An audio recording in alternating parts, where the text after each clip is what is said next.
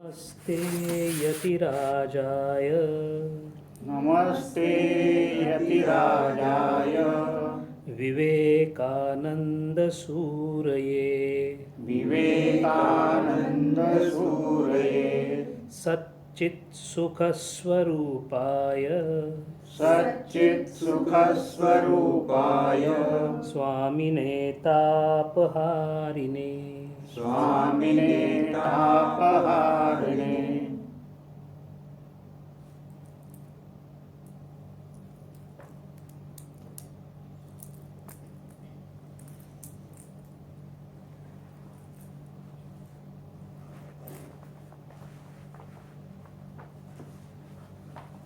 जन्माला येऊन ईश्वर नावाचं तत्व आहे याचा मनामध्ये विचार येणं हेच पुण्याईचं काम आहे. इथून सगळी सुरुवात होते. तो कसा आहे, तो कुठे आहे, तो मला का भेटत नाही, त्याचं काय स्वरूप आहे, हा सगळा पुढचा भाग आहे. जिला कबीरांनी महाठगिनी म्हटलेलं आहे त्या मायेच्या आवरण आणि विक्षेप, अज्ञानरूपी आवरण आहे. त्याची दोन कार्य आहेत. एक, ती आपल्या स्वस्वरूपाचं भान होऊ देत नाही, म्हणून तिला अभानात्मक असं म्हणतात. मी ब्रह्म आहे याबद्दल मला कपर्दिक सुद्धा कल्पना नाही, हे तिचं काम आहे. बरं, नुसतं ती झाकून ठेवते असं नाही, तर ती नाहीच अशी भावना करून देते. तिला तिचं असत्वापादक काम असं म्हणतात. अशी दोन अज्ञानाची कार्य आहेत. अज्ञान जीवाला आहे आणि अज्ञान म्हणजेच व्यष्टीमध्ये असणारी माया. परमेश्वराला फक्त विक्षेप आहे, आवरण नाही. म्हणून माया त्याच्या नियंत्रणात आहे, आपण मायेच्या नियंत्रणात आहोत. तो नित्य मुक्त आहे, आपण नित्यबद्ध आहोत. आपल्याला आवरण आणि विक्षेप दोन्हीही सोडवायचे आहेत. त्याला फारसं काही सोडवावं लागत नाही. ज्या वेळेला विक्षेप संपतो त्यावेळेला तो संपलेला असतो. तो मायेच्या आवरणाखाली नसल्यामुळं त्याला जन्ममृत्यू नाही. मी मायेच्या आवरणाखाली असल्यामुळे मला जन्ममृत्यू आहे. मग इतकं जर माहीत असेल तरी सुद्धा प्रमाणांच्या 6 प्रमाणांपैकी एक अत्यंत महत्त्वाचं प्रमाण म्हणजेच शब्द प्रमाण, आगम प्रमाण, वेद प्रमाण, ज्या प्रमाणावर कित्येक लोक तरुण गेले संत, ते जेव्हा आपल्याला येऊन सांगतात तरी सुद्धा या पदाची प्राप्ती आपण करून घ्यावं असं आपल्याला त्या तीव्रतेनं वाटत नाही. चतुर्विजम भजते मां ये जनः सुकृतलो अर्जुन. आर्त अर्थार्थी जिज्ञासू ज्ञानीच भरतर्षभ. आर्त आपण होतोच. दुख में सुमिरन सब करे, सुख में करे न खोय. सुख में सुमिरन जो करे, दुःख काय को होय. आर्त असल्यामुळं केव्हा तरी संन्यस्त भावना मनामध्ये निर्माण येते. फार बुद्धी जर असेल, ज्याला सेक्युलर नॉलेज म्हणतो, प्रतितीयश डॉक्टर आहे, इंजिनियर आहे, IT मधला कोणतरी मोठा माणूस आहे, तो मोठा होता होता आपल्याला असं वाटायला लागतं की आपल्याला बऱ्यापैकी ज्ञान आलेलं आहे. अशा लौकिक ज्ञानामुळं, ज्याला वृत्ती ज्ञान म्हणतो, अशा लौकिक ज्ञानाचा अभ्यास करणारे जे आहेत त्यांना केवळ कुतूहलापोटी हे काय आहे पाहण्याची इच्छा होते. ते शेवटपर्यंत अर्थार्थी म्हणून राहतात. कारण त्यांना आपल्या ज्ञानातून काहीतरी मिळत असतं, तेव्हा या ज्ञानातून सुद्धा काहीतरी मिळालं पाहिजे. आणि जे मिळालं पाहिजे ते तसं असलं पाहिजे जे मला माझ्या ज्ञानाने मिळतं. यश, कीर्ती, सत्ता, संपत्ती, प्रतिष्ठा, वैभव हे मला माझ्या ज्ञानातून मिळतात, लौकिक ज्ञानातून. ते सुद्धा याच्यातूनच मिळावं अशी अपेक्षा ठेवल्यामुळे तो अर्थार्थी बनतो. ज्ञानी असतो, त्याला हे सगळंच माहीत असतं, त्यामुळे त्याला अभ्यासाची गरज नसते. आणि म्हणून मग राहिला एकच जो जिज्ञासू, तो याच्या मागे लागतो, आवरण विक्षेप दूर व्हावे म्हणून प्रयत्न करायला लागतो.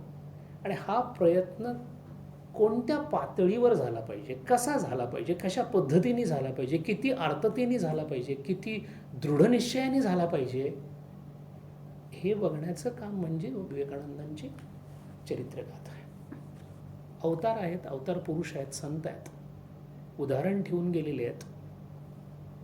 टोकाची उदाहरणं त्यांच्याकडून आपल्याला पाहायला मिळतात, स्फूर्ती मिळते, विश्वास पक्का होतो. त्यांचं असं झालं, माझी होण्याची शक्यता वाढते. त्यांचं असं झालं या त्यांच्या शब्दावर मी विश्वास ठेवणं, जिचं अजूनही काही झालेलं नाही त्याला श्रद्धा असं म्हणतात.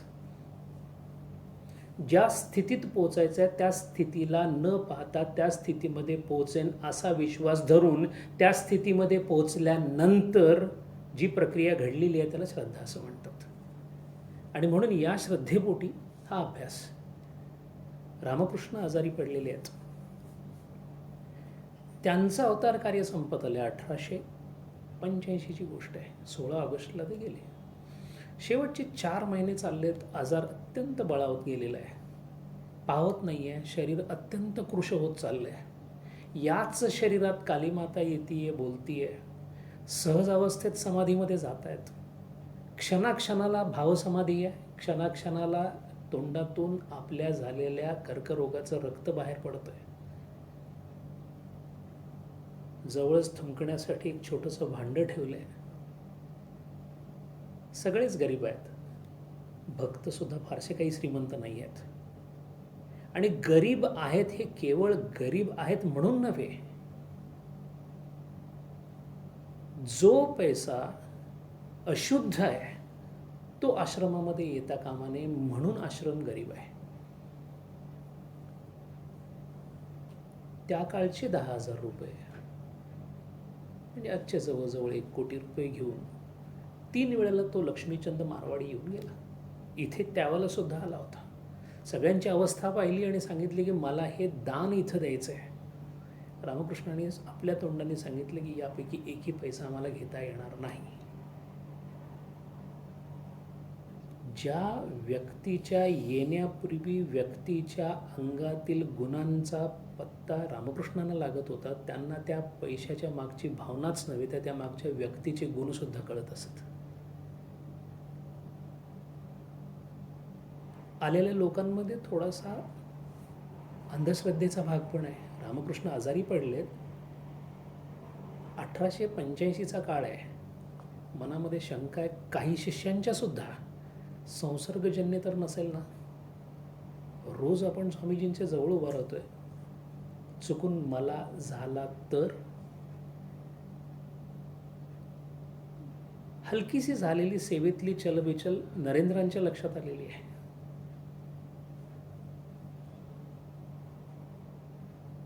काहीही कोणताही या विषयावर चर्चा न करता नरेंद्रांनी एका प्रसंगी, संध्याकाळचा प्रसंग आहे, आरतीच्या अगोदरची वेळ आहे, बहुतेक सगळे शिष्य आजूबाजूला गोळा झालेले बघून रामकृष्णाने दिवसभरात ज्या भांड्यामध्ये थुंकलेलं आहे ते भांडं पिऊन टाकलेलं आहे. 2 गोष्टी आहेत. 1, गुरुवरची श्रद्धा आहे. 2, या जगामध्ये किळसवानं काय आहे? जर जळीस्थळी काष्टीपाशाने चैतन्य असेल तर मला एखाद्या वस्तूचा, व्यक्तीचा किंवा एका विषयाचा किळस येऊच शकत नाही. कारण किळस हा विकार आहे.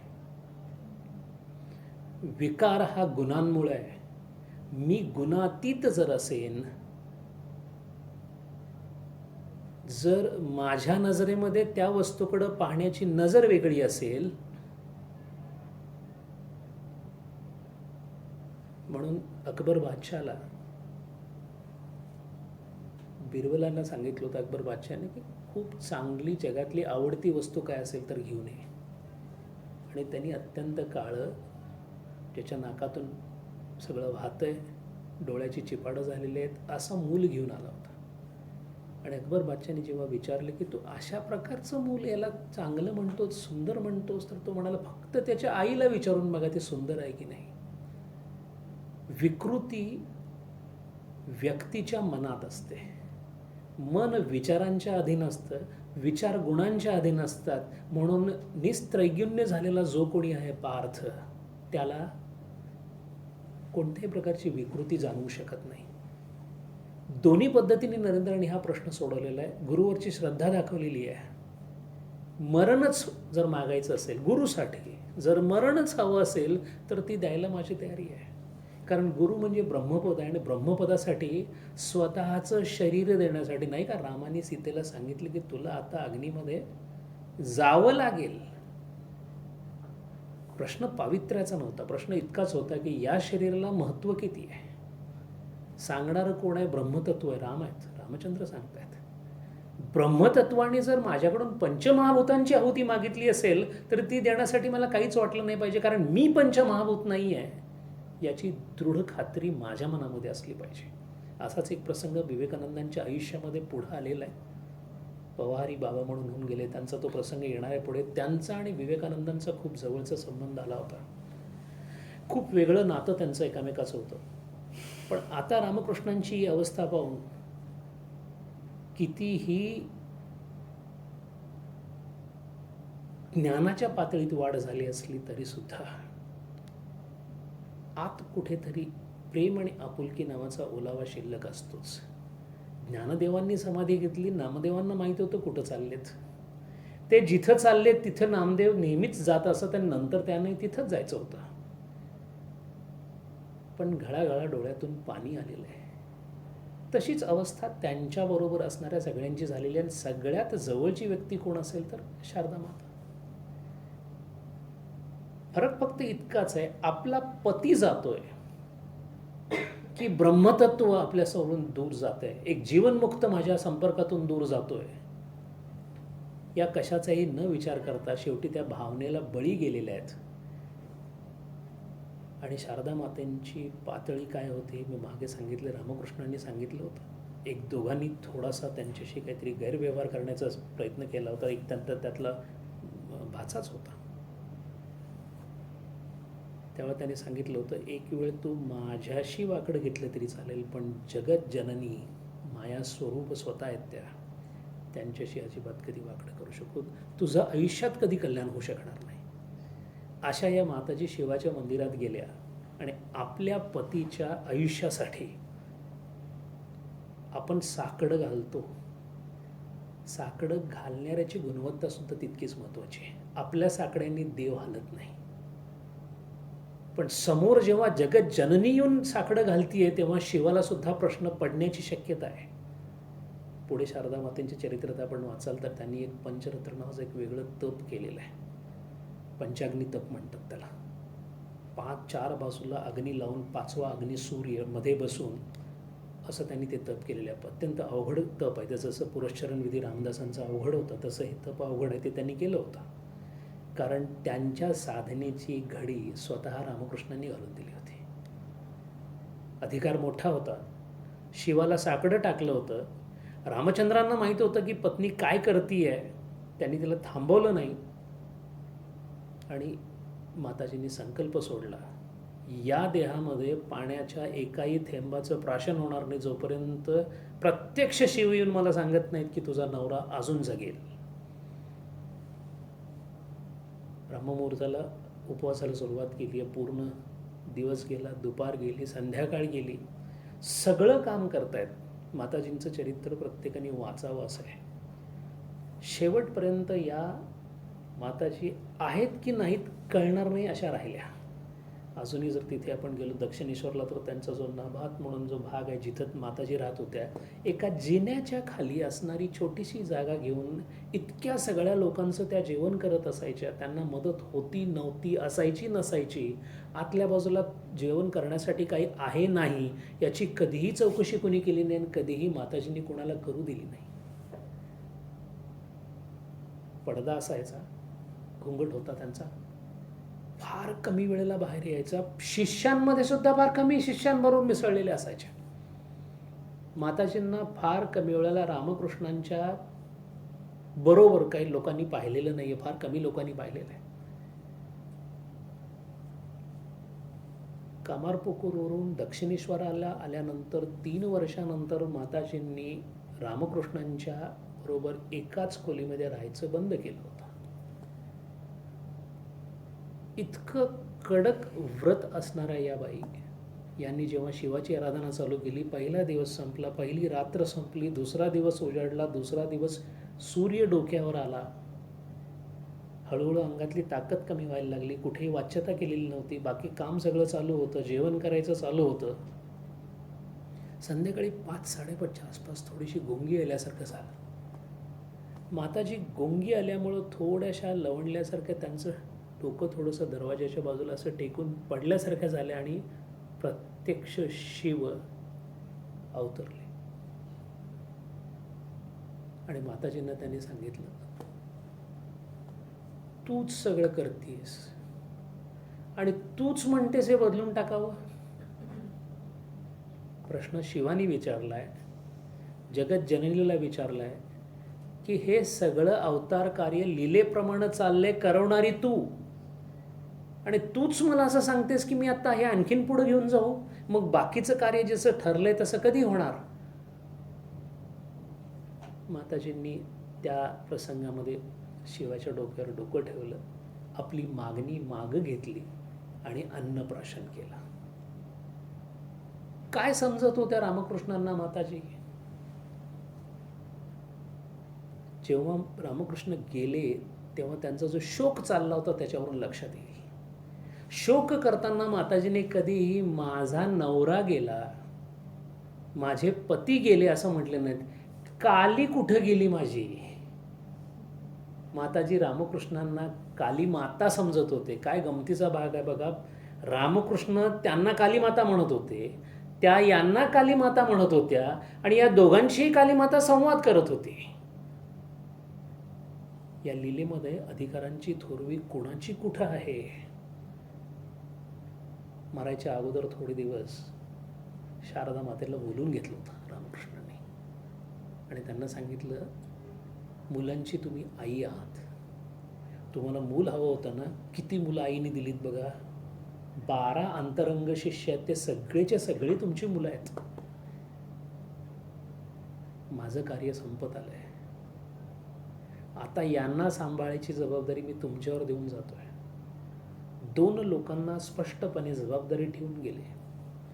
एक सांभाळण्याची जबाबदारी आईकडे देऊन गेले, शारदा मातेकडे, आणि एक नेतृत्वाची जबाबदारी नरेंद्रांच्याकडे देऊन गेले. आणि दोघांनाही स्पष्ट शब्दामध्ये सांगितलेलं आहे. माताजींना सांगताना जेव्हा तसं सांगितलं तेव्हा असं सांगितलं की तुमचा आणि नरेंद्राचा प्रश्न एकच आहे, तुम्ही दोघेही केव्हा या भूतलावरून, या मायेच्या आवरणातून निघून केव्हा ब्रह्मपदी जाल याची मला नेहमी भीती वाटते. कारण तिला, काली मातेला अजून काम करून घ्यायचं आहे. तेव्हा तुम्हाला काहीतरी मला आलंबन ठेवलं पाहिजे. त्याला तर मी बंद करून ठेवलंय, नरेंद्राला तर मी बंद करून ठेवलंय, तुम्हाला सुद्धा काहीतरी आलंबन द्यायला पाहिजे. म्हणून सांगितलं, राधू नावाची मुलगी आहे ना, तिचा तुम्ही सांभाळ करा. ही राधू वेडी होती, कुटुंबातलीच एक होती, त्यांची कोणी नव्हती, नात्यातली दूरच्या होती. या राधूनी भयंकर त्रास दिलेला आहे शारदा मातेंना, अगदी मारण्यापर्यंत त्रास दिलेला आहे. पण सांगितलं एवढंच की हे तुमचं आलंबन, ही आहे ना, तोपर्यंत तुम्हाला या पृथ्वीतलाची जाणीव राहील आणि तुम्ही इथे राहाल. दुसरी आणखीन एक गोष्ट होती, जगत जननी असं तिला म्हणायचे. संघजननी असं एक नाव आहे रामकृष्ण संघाची. संघजननी म्हणजे शारदा माता. शारदा मातेंचं पावित्र्य, शारदा मातेंचा अधिकार इतका मोठा होता की त्यांच्या मनामध्ये हे सांगताना आलेला विचार रामकृष्णांनी ओळखला आणि त्यांनीच सांगितलं, माझ्या लक्षात आलं तुम्हाला काय म्हणायचंय, पण असेल प्रत्येकाचं नशीब, त्याला काय करणार आपण. आता प्रश्न असा होता की प्रश्न कोणता मनामध्ये आला होता? प्रश्न मनामध्ये आला होता की मी आई आहे, मला लोक पाया पडायला येतील, मला नाही म्हणता येत नाही, कोण येईल हे सांगता येत नाही. तो डाकू असू शकेल, चोर असू शकेल, सज्जन असू शकेल, दुर्जन असू शकेल, साप असू शकेल, कोणीही येईल, मला आशीर्वाद दिल्याशिवाय राहणार नाही. मग हे सगळं कसं झेपायचं? त्याचं उत्तर रामकृष्णांनी असं दिलं होतं की ते तुमचं कार्यच आहे, ते त्यांचं नशीब आहे, येत राहतील. आणि खरोखर शारदा मातेंच्या दर्शनाला जी जी लोक आली तितक्या लोकांना मुक्ती मिळालेली आहे. फरक फक्त इतकाच असायचा की आलेल्या व्यक्तींनी शारदा मातेंच्या शरीराला स्पर्श, म्हणजे पायाला स्पर्श, त्या नेहमी फक्त पाय बाहेर काढायच्या दर्शनासाठी. पायाला स्पर्श केल्या गेल्या पायाला प्रचंड आग सुरू व्हायची. सकाळी दिलेल्या दर्शनामुळे त्यांना दुपारी चंदन पायाला लावायला लागायचं किंवा थंड पाण्यामध्ये पाय टाकायला लागायची, इतकी पायाची लाही व्हायची. आणि याचं कारण विचारल्यानंतर त्यांनी सांगितलं की ज्यांची पापं मी घेतलेली आहेत ती सगळी या शरीराला भोगावी लागतील. आणि प्रारब्धाचा नियम आहे, फक्त कर्तुम अकर्तुम अन्यथा कर्तुम अशी शक्ती असल्यामुळे तिकडून इकडं संक्रमण होतं, पण तसंच्या तसं ते कुठं विरून जात नाही, ते भोगावंच लागतं. आणि मग त्याने ठाकूरांचं नाव दिलं. ठाकूरांना झालेला कॅन्सर आणि त्यांना झालेल्या वेदना, ह्या असंख्य लोकांना आत्तापर्यंत जे काही त्यांनी दिलं होतं त्यांचं सगळं आपल्याकडं त्यांनी घेतलं होतं. इतके संत कनवाळू असतात. ही माताजींची अवस्था झालेली बघून शिष्यांमध्ये फार खळबळ उठली. नरेंद्र शांत होते, पण बाकीच्या शिष्यांना राहावे ना. उदाहरणार्थ शशी म्हणजे रामकृष्णानंद. प्रत्येक शिष्य वेगळा होता. 12 शिष्य होते. 12 शिष्य खूप शिकलेले होते, पण वेगळ्या स्वभावाचे होते. हे शशी महाराज जे होते त्यांचा पूजेवर भयंकर विश्वास, सगुण रूपावर विश्वास. आणि रामकृष्ण म्हणजे ब्रह्म, आणि रामकृष्णांची पूजा म्हणजेच ब्रह्माची पूजा, ठाम ठरून गेलं होतं. ते म्हणायचे जर ते अवतार आहेत आणि जर नाही ते अवतार आहेतच, आणि आम्ही त्यांचे शिष्य आहोत, तर आम्हाला इतका अधिकार नाही की त्यांना सांगावं की तुम्ही एक काम करा, तुम्ही तुमचा रोग बरा करून घ्या, नसेल तर आईला सांगा बरं करायला. असं होत असतानाच एक दिवस शशीधर नावाचे एक पंडितजी आलेले आहेत, शास्त्रांमध्ये प्रवीण, दशग्रंथी ब्राह्मण, अत्यंत सात्विक.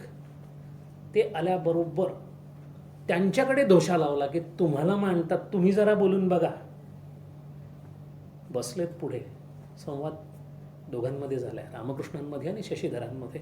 शशीधराने सांगितलं, स्वामीजी तुम्ही आईशी काहीही विचारू शकता, इतकी तुमची आणि त्यांची हे, मग तिलाच का नाही विचारत की मला हे थोडं ठीक करून दे, म्हणजे मी आणखीन कार्य करेन पुढं.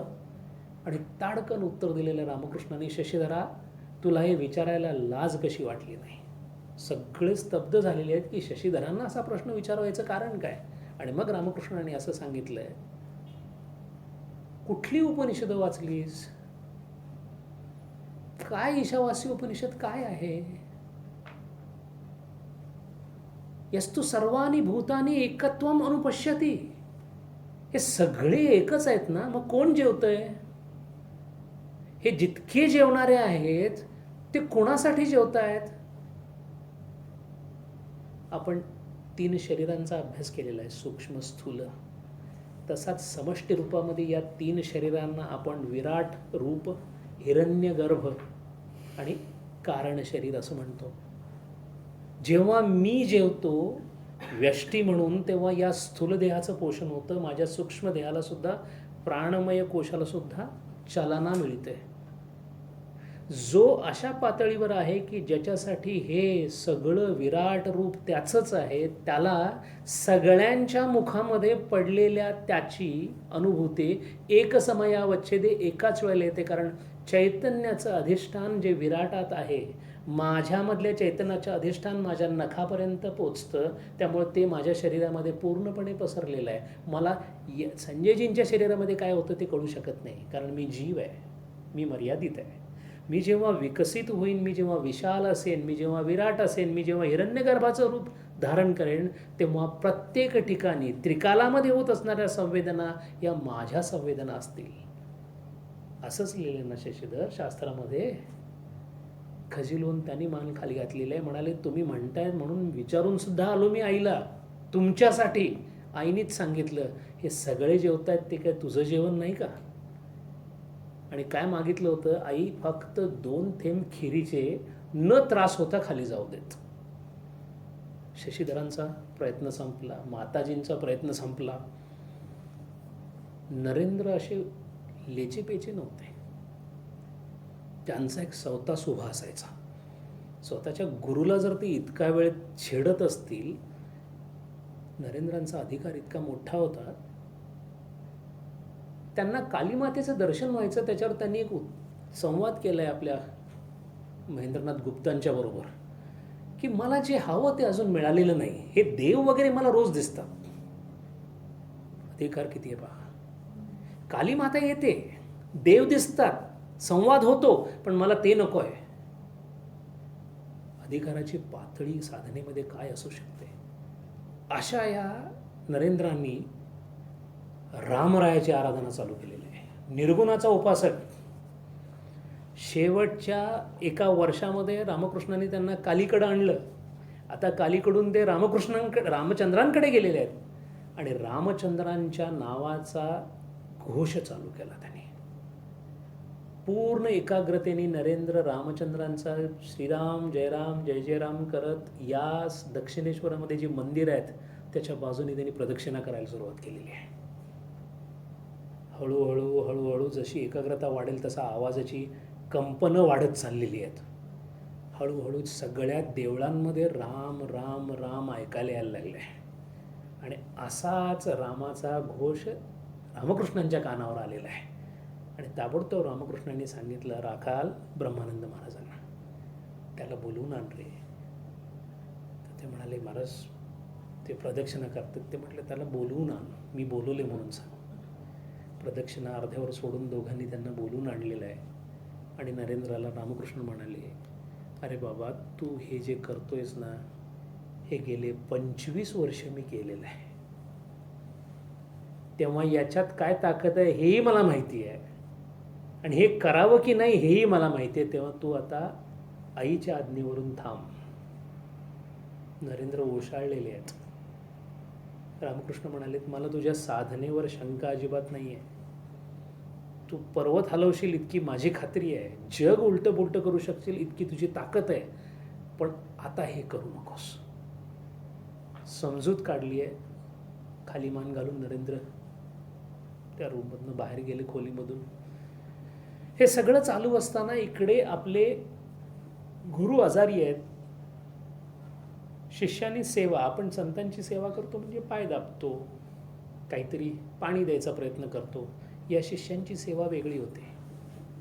माझ्या गुरूंनी मला जे सांगितलं, जे शिकवलं, तीच त्याची सेवा आहे. म्हणून इथे 2 किंवा 1 शिष्य थांबायचे, राहिलेले सगळेचे सगळे पंचवटीमध्ये जाऊन 8-8, 10-10 तास ध्यान करायचे.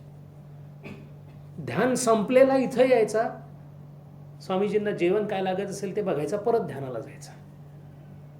आणि 12 हे बाकीचे 2, 14 आणि मग गृहस्थ असणारे असे सगळेच्या सगळे तिथं. देवीची पूजा चालू होती, देवांची पूजा चालू होती, ध्यान चालू होतं आणि रामकृष्णांची सेवा चालू होती. 4 दिवस उरले होते. मरणाच्या अगोदरचा 4था दिवस. नरेंद्रांना बोलवून घेतले. गेले 6 महिने हा प्रकार चालू होता. सगळ्यांना बाहेर काढायचं, नरेंद्रांना आत बोलवून घ्यायचं. 2 तास 2.5 तास नरेंद्र आत असायचे.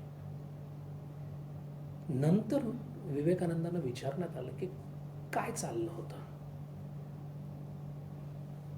फार छान उत्तर दिलंय. एका इंग्लिश बाईने विचारलं होतं. नरेंद्राने सांगितलंय, nobody is privy to that. हे तुम्हाला सांगू शकत नाही. वेगळे वेगळे मंत्र दिले, काय काय दिलं, फक्त एवढं माहिती आहे की दिलं. आणि म्हणून 4 दिवस अगोदर नरेंद्राला बोलवलं. दोन्ही हातात घेतले नरेंद्राचे. कॉटर बसले होते. ठाकूरदांना उठता येत नव्हतं, उभा राहता येत नव्हतं. असं बाजूला बसून घेतलं होतं. दोन्ही हात नरेंद्राच्या हातात घेतले.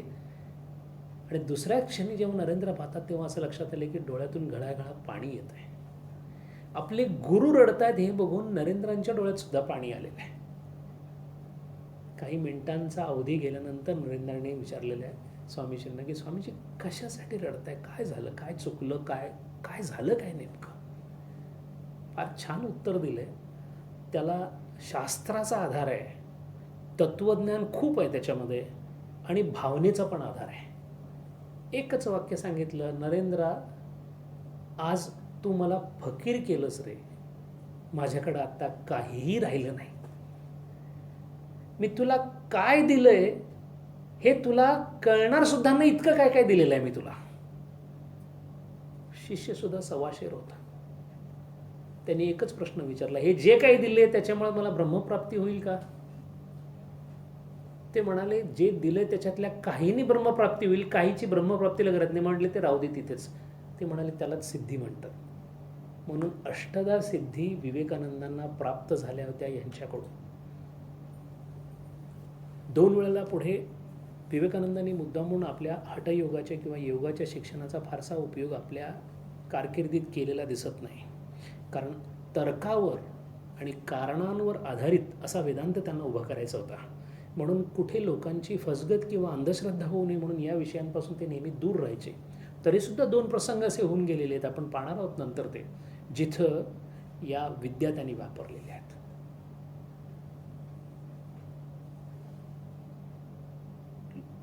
मरण आलं त्याच्या अगोदरची 2 दिवसापूर्वीची घटना आहे. संध्याकाळची वेळ आहे, सगळे बसलेले आहेत. ठाकूरदा खाली बघून विचार करतायत आणि पटदिशी त्यांनी कागद मागून घेतला. शिष्याने पटदिशी कागद आणला. रामकृष्णांना लिहिता येत होतं बंगाली. इंग्रजीमधलं येस नो आणि हाऊ आर यू एवढे 3 शब्द यायचे. गमतीचा भाग म्हणजे बऱ्याच वेळेला शिष्याने ते इंग्रजीतनं बोला म्हणून सांगायचे आणि मध्येच प्रश्न विचारले की उत्तरही द्यायचे बंगालीमधून. पण बंगाली लिहिता येत होतं. त्याने आलेल्या कागदाच्या चिठ्ठीवर लिहायला सुरुवात केली.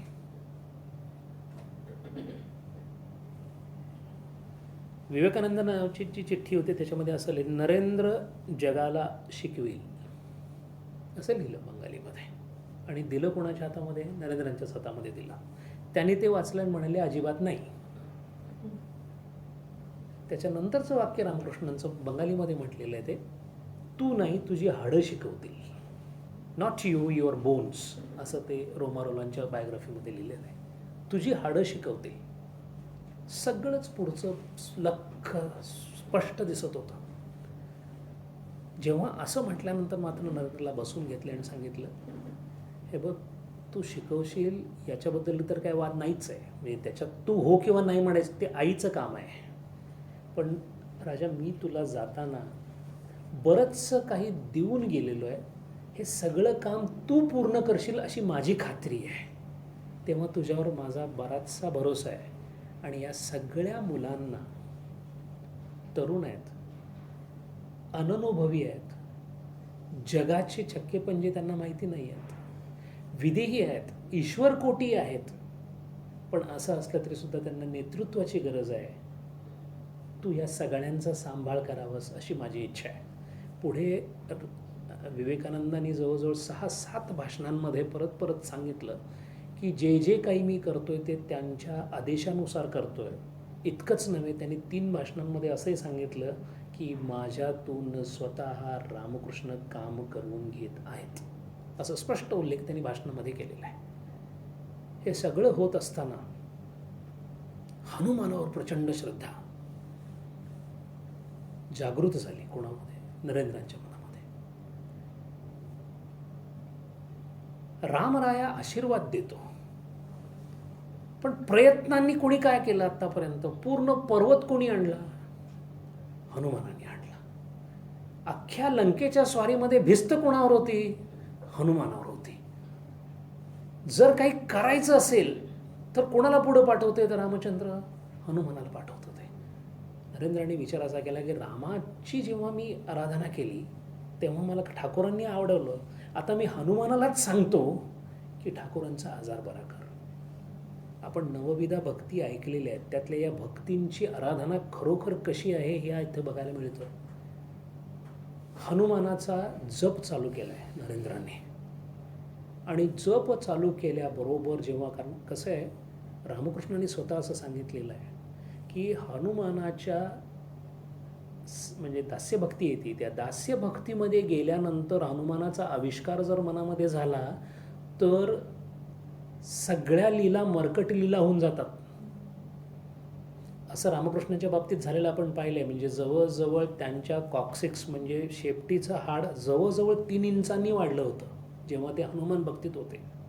इथे जसा याने हनुमानाचा घोष चालू केला, प्रचंड एकाग्रता. म्हणजे उपासनेमध्ये ज्या पातळीला नरेंद्र होते त्या पातळीला जेव्हा त्यांनी ठरवलं की आता हनुमानाची उपासना करायची, हनुमानाची उपासना चालू केली आणि काही मिनिटांमध्ये विवेकानंद नरेंद्र आपल्या जागेवरून उड्या मारायला लागले. रामकृष्ण हसत होते, गुरुबंधू सगळे घाबरलेले होते, हा नरेंद्रचं झालं काय म्हणून. झालं काय म्हणूपर्यंत जे उड्या मारत बाहेर पडले ते ठाकूरांनी सांगितलं त्याला धरा म्हणून. त्याला धरण्यासाठी गुरुबंधू बाहेर पडले, तोपर्यंत प्रचंड वेगाने नरेंद्र उड्या मारत मारत हनुमानासारख्या आरोळ्या ठोकत दक्षिणेश्वरकडून गंगेच्या किनाऱ्याने पुढे निघाले. आता यांना पकडायचं कोण? निरंजन महाराज थोडे तब्येतीने चांगले होते आणि दुसरे होते म्हणजे गोपाळदादा. बुडो गोपाळ म्हणून एक वृद्धग्रस्त होते आणि एक दुसरे गोपाळदादा होते, ते वयाने कमी होते पण फार चपळ होते. या दोघांनी जायचं ठरवलं. पळापळीमध्ये निरंजनदादांना पळता येईना. गोपाळदादा मागून पळत पळत पळत गेले आणि तिथून जवळजवळ 15 किलोमीटरवर बाडानगर नावाचा जो इलाका होता त्या इलाक्यामध्ये त्यांनी विवेकानंदांना मागे टाकलं नरेंद्रांना आणि दोन्ही हातांनी पकडलं आणि उचलत फरफडत कसं तरी घेऊन रामकृष्णांपर्यंत आले. मस्तकावर हात ठेवला, दास्यभक्ती निघून गेली आणि मग नरेंद्रला सांगितलं, नरेंद्र काही करू नकोस, सगळं ठरलेलं आहे, निघावं लागणार आहे. आणि अशा या परिस्थितीमध्ये 16 ऑगस्ट 1885 साली रामकृष्णांनी 15 ऑगस्टची रात्रीचे 12 संपले, 16 ऑगस्टचा पहिला प्रहर चालू झाला आणि त्यांनी महासमाधी घेतली. महासमाधी घेतल्याबरोबर विलाप चालू झाला. विलाप कसा होता पहा. माताजी रडायला लागल्या काली मातेच्या नावाने, काली तू कुठं गेलीस, मला दर्शन देणारी तू, माझ्यापासून मी असं काय केलं की तुझं या स्वरूपातलं दर्शन मला अजून होत नाहीये. पत्नीचा हा विलाप चालला होता. सगळे शिष्य बाजूला उभा राहिले होते आणि सगळ्या शिष्यांनी रामकृष्णांच्या नावाचा जयघोष चालू केला होता. गृहस्थ आश्रमामध्ये असूनही विद्वत संन्यास असणारे रामकृष्ण होते. समोरचे जे शिष्य होते, गुरुबंधू जे होते, ते सगळेच्या सगळे अजूनही संन्यास आश्रमामध्ये शिरायचे होते. म्हणजे जे नंतर संन्यासी होणार होते त्यांनी संन्यासी न झालेल्या रामकृष्णांना वंदना दिलेली होती. काशीपूर गार्डनमध्ये हा प्रकार घडला. शेवटची जागा जिथे रामकृष्णांना ठेवण्यात आलं. 16 ऑगस्टला गेले, सोपस्कार झाले, अग्नी देण्यात आला. आता प्रश्न असा आला, हे इथंपर्यंत सगळं रामकृष्ण रामकृष्ण रामकृष्ण या केंद्राभोवती फिरत होतं. ही माया जी आहे ती आपल्या स्वरूपातून कोणाला सोडत नाही. इतक्या उच्च पातळीवर चाललेलं सगळं जे काय होतं ते एका क्षणात संपल्यासारखं झालं आणि प्रश्न पुढे यायला लागले. प्रश्न साधे होते. रामकृष्ण गेले, आता काय करायचं, कुठे जायचं, कुठे राहायचं, आपल्या आपल्या घरी परत जायचं, एकत्र राहायचं तर कुठे राहायचं, खर्च कोण देणार, राहायचं त्या घराचं भाडं कोण देणार, जेवण कोण देणार, कशा पद्धतीने आपण करायचं. तोपर्यंत जेवणाची एक शंका मनामध्ये आलेली अशी मिटून गेली की रामकृष्ण हयात असताना त्यांनी एकदा तारक म्हणजे अखंडानंद स्वामी पुरीला गेले होते प्रार्थना करण्यासाठी रामकृष्णांच्या तब्येतीविषयी. येताना त्यांच्या मनात असं आलं, काय घेऊन जावं परत दक्षिणेश्वरला. त्यांनी काय केलं, असं म्हणतात की आजारी असताना दान करावं. रामकृष्णांच्या वतीने दान व्हावं म्हणून त्यांनी बरोबर 12 कौपिन लंगोट्या, 12 धोती भगव्या रंगाच्या घेऊन तिकडून इकडं आले. आल्या आणि रामकृष्णांना दिले आणि सांगितलं की महाराज हे मी तिकडून जाऊन आलो, हे आपल्यासाठी दानासाठी आणलेलं. ते म्हणाले दान नको करू, ठेव इथं.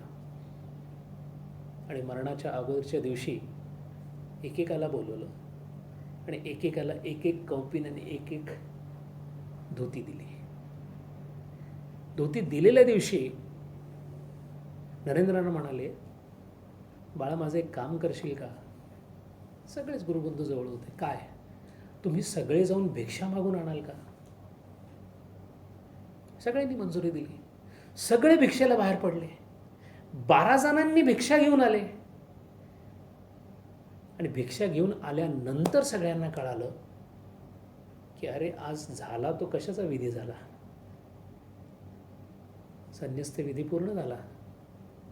गुरूंच्या हातून वस्त्र मिळालं, गुरूंच्या हातून दीक्षा मिळाली, गुरूंना देण्यासाठी भिक्षा मागून आणली, गुरूंची आणलेली भिक्षा शारदा मातेंनी शिजवली, त्या भिक्षेचं भक्षण पहिल्यांदा गुरुदक्षिणा म्हणून त्यांनी केली. आणि अशा प्रकारे इथून पुढे तुम्ही माधुकरी 6 कडव्यांचं शंकराचार्यांचं एक भाष्य आहे. कौपीनवंत म्हणून, कौपीनवंत खलु भाग्यवंत. अशी लंगोट नेसणारा जो आहे तो खरा भाग्यवंत असं शंकराचार्य म्हणतात. असे हे 12 कौपीनवंत झाले होते. एक त्यातलं जे धोती आहे ती बाजूला ठेवली होती आणि त्यांनी सांगितलं होतं हे गिरीशला द्या म्हणून. गिरीशचंद्र घोष जे होते, लग्न झालेले गृहस्थाश्रमी, त्या काळचे प्रतिथयश नाटककार, त्यांच्यासाठी बाजूला काढून ठेवलं होतं. ज्या 13 हे दिलं ते 13च्या 13 पुन्हा कधीही जन्म मरणाच्या याच्यामध्ये अडकणारे नव्हते. हे लक्षात आल्यानंतर जेव्हा हे सगळं झालं, त्यांची राख घेऊन परत आले आणि चर्चा चालू झाली. 16 ऑगस्ट 31 ऑगस्टला टेनन्सी खतम होणार होती. जे प्रश्न आपल्याला पडतात तिथे तेच प्रश्न होते. हा काशीनगरचं शेवटचं भाडं भरलंय, आता 31 नंतर जे भाडं देणारे होते ते देणार नाहीत. मग मुलांनी काय करावं? आता 2 तट पडले. एक तट होता या तरुण संन्यासांचा, एक होता गृहस्थाश्रमी भाविकांचा. दोघांचे अधिकार काही कमी नव्हते. पण एका बाजूला रामदादा म्हणजे राममित्रा, सुरेंद्रनाथ चटर्जी, त्याच्यानंतर गिरीश बाबू, हे सगळे एका बाजूला होते आणि हे या बाजूला होते. त्यांनी पहिल्यांदा असा विषय काढला की एक जागा घेऊया कुठेतरी आणि तुम्हाला तिथे ठेवू. त्याबरोबर दुसऱ्याने असा विषय काढला, रामकृष्णांनी कधीही असं म्हटलेलं नाही की जर संन्यासी तुम्ही झाला असाल तर संन्याशांनी एका ठिकाणी राहू नये. त्याबरोबर या गृहस्थी लोकांनी एक असा प्रस्ताव काढला की तुम्ही तरुण आहात, पदवीधर आहात, अजूनही तुम्हाला नोकरी मिळू शकते, तेव्हा तुम्ही प्रत्येकाने आपल्या आपल्या घरी जा, नाहीतरी तुमचे आई वडील चिडलेले आहेतच. तेव्हा घरी जा, कोणाचं राहिलेलं शिक्षण असेल तर पूर्ण करा. शशी महाराजांचा अल्जिब्रा, ते त्यावेळेला MSc मॅथमॅटिक्स करत होते. त्यांना सांगितलं तुम्ही अल्जिब्रा पूर्ण करा आणि तुम्ही शिक्षकाची नोकरी मिळू शकते. नरेंद्रांना सांगितलं तुमच्या घरी नाहीतरी प्रश्न चाललेत, कारण तिकडे तर काय कोर्ट केसेसच चालू होते, आईला खायला काही नव्हतं. असे 2 तट पडल्यानंतर काय करावे या विचारामध्ये ते होते. मुलांना काही असं बोलता येईना. पुढे माय लाईफ या विषयावर भाषण करताना विवेकानंदांनी असं सांगितलं आहे की 12 कोळी मुलं ज्यांना कोणी काहीच समजत नव्हतं, त्यांचं म्हणणं कोण ऐकून घेणार आहे? असं होत असताना नवीन एक वाद तयार झाला. वाद होता रामकृष्णांच्या राखेचा. रामकृष्णांचे अस्थी कुठं ठेवायच्या? ते गृहस्थी सगळे लोक होते. त्याने सांगितलं, त्यातले हे जे रामदादा होते त्याने सांगितलं मी कांकूर गाछीन या जागी एक जागा घेऊन योगोद्यान नावाची एक बाग बनवलेली आहे, तिथे मी यांची अस्थी पुरणार, तिथेच मी रामकृष्णांचं मंदिर उभा करणार. सगळ्या संन्यासीने सांगितलं हे आम्हाला मान्य नाही. शशी महाराज आज दक्षिणेश्वरला गेल्यानंतर रामकृष्ण परमहंसांच्या कॉटेपासून, म्हणजे त्या कॉटपासून त्यांच्या चपलांपर्यंत सगळं आपल्याला बघायला मिळतं ते फक्त शशी महाराजांच्यामुळे. शशी महाराज म्हणाले मी देणार नाही. प्रसंग हमरातुमरीवर आला. नरेंद्रमध्ये पडले आणि त्यांनी सांगितलं आपल्या गुरुबंधूंना जाऊ दे, त्यांना घेऊन जायचंय ना, घेऊन जाऊ देत. आपण धर्मांचा खूप अभ्यास करतोय, त्याच्यामध्ये आपद धर्म नावाचा एक धर्म आहे. नरोवा कुंजरोवा म्हणताना युधिष्ठिराने धर्म मोडला की राखला हे पाहण्यासारखं आहे. तशीच परिस्थिती इथं झाली होती. नरेंद्राने त्यांना सांगितलं तुम्ही अस्थि घेऊन जा म्हणून. परवाच्या दिवशी अस्थि घेऊन जायचे आहेत. त्याच्या मधला जो दिवस होता त्या दिवशी मात्र नरेंद्रांना असं वाटलं की आपण चूक तर नाही केली. या बाळांचं काय चुकलं होतं?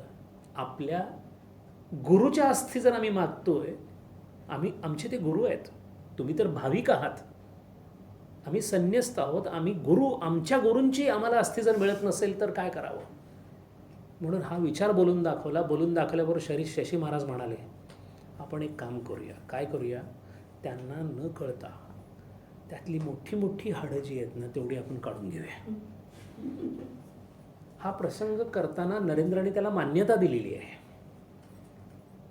तेवढ्या अस्थी बाजूला काढून ठेवण्यात आल्या. पुढे त्या सगळ्यांना कळालं काय झालंय ते, पण कोणी काही बोललं नाही. आणि असं झाल्यानंतर ज्या अस्थी बाजूला काढून ठेवल्या त्या बाजूला काढून ठेवल्या आणि 31 ऑगस्टच्या अगोदर त्या योगोद्यान या जागी कांकुरगाचीला रामकृष्णांच्या अस्थी साग्र संगीत शिवरात्रीच्या दिवशी घेऊन आला. ते घेऊन जाताना सुद्धा शशी महाराज म्हणाले घेऊन जाणं म्हणजे माझं डोकं, माझ्या डोक्यावर माझे गुरु जातील. शशी महाराज हे एक फार वेगळं व्यक्तिमत्व होतं. रामकृष्णानंद असं नाव कोणी दिलं त्यांना? नरेंद्रानेच दिलं. एवढा रामकृष्णांचं जो प्रेम करतो त्याचं नाव रामकृष्णानंदच असलं पाहिजे म्हणून शशीचं नाव त्यांनी रामकृष्णानंद ठेवले. हे का शिष्य त्यांचे महत्त्वाचे वाटतात आपल्याला त्याचं कारण सांगतो. पुढे जेव्हा वाताहत झाली, सगळे परिव्राजक व्रताला बाहेर पडले, नरेंद्रनाथ गेले, काली गेले, निरंजनानंद गेले, योगानंद गेले, तारक गेले, राखाल गेले, हे सगळे जरी गेले तरी एकच माणूस शेवटपर्यंत एका ठिकाणी बसून राहिला, ते हे शशी. म्हणून या शशींना महापुरुष असं सुद्धा म्हणत. कोण म्हणायचं महापुरुष? नरेंद्र म्हणायचे महापुरुष.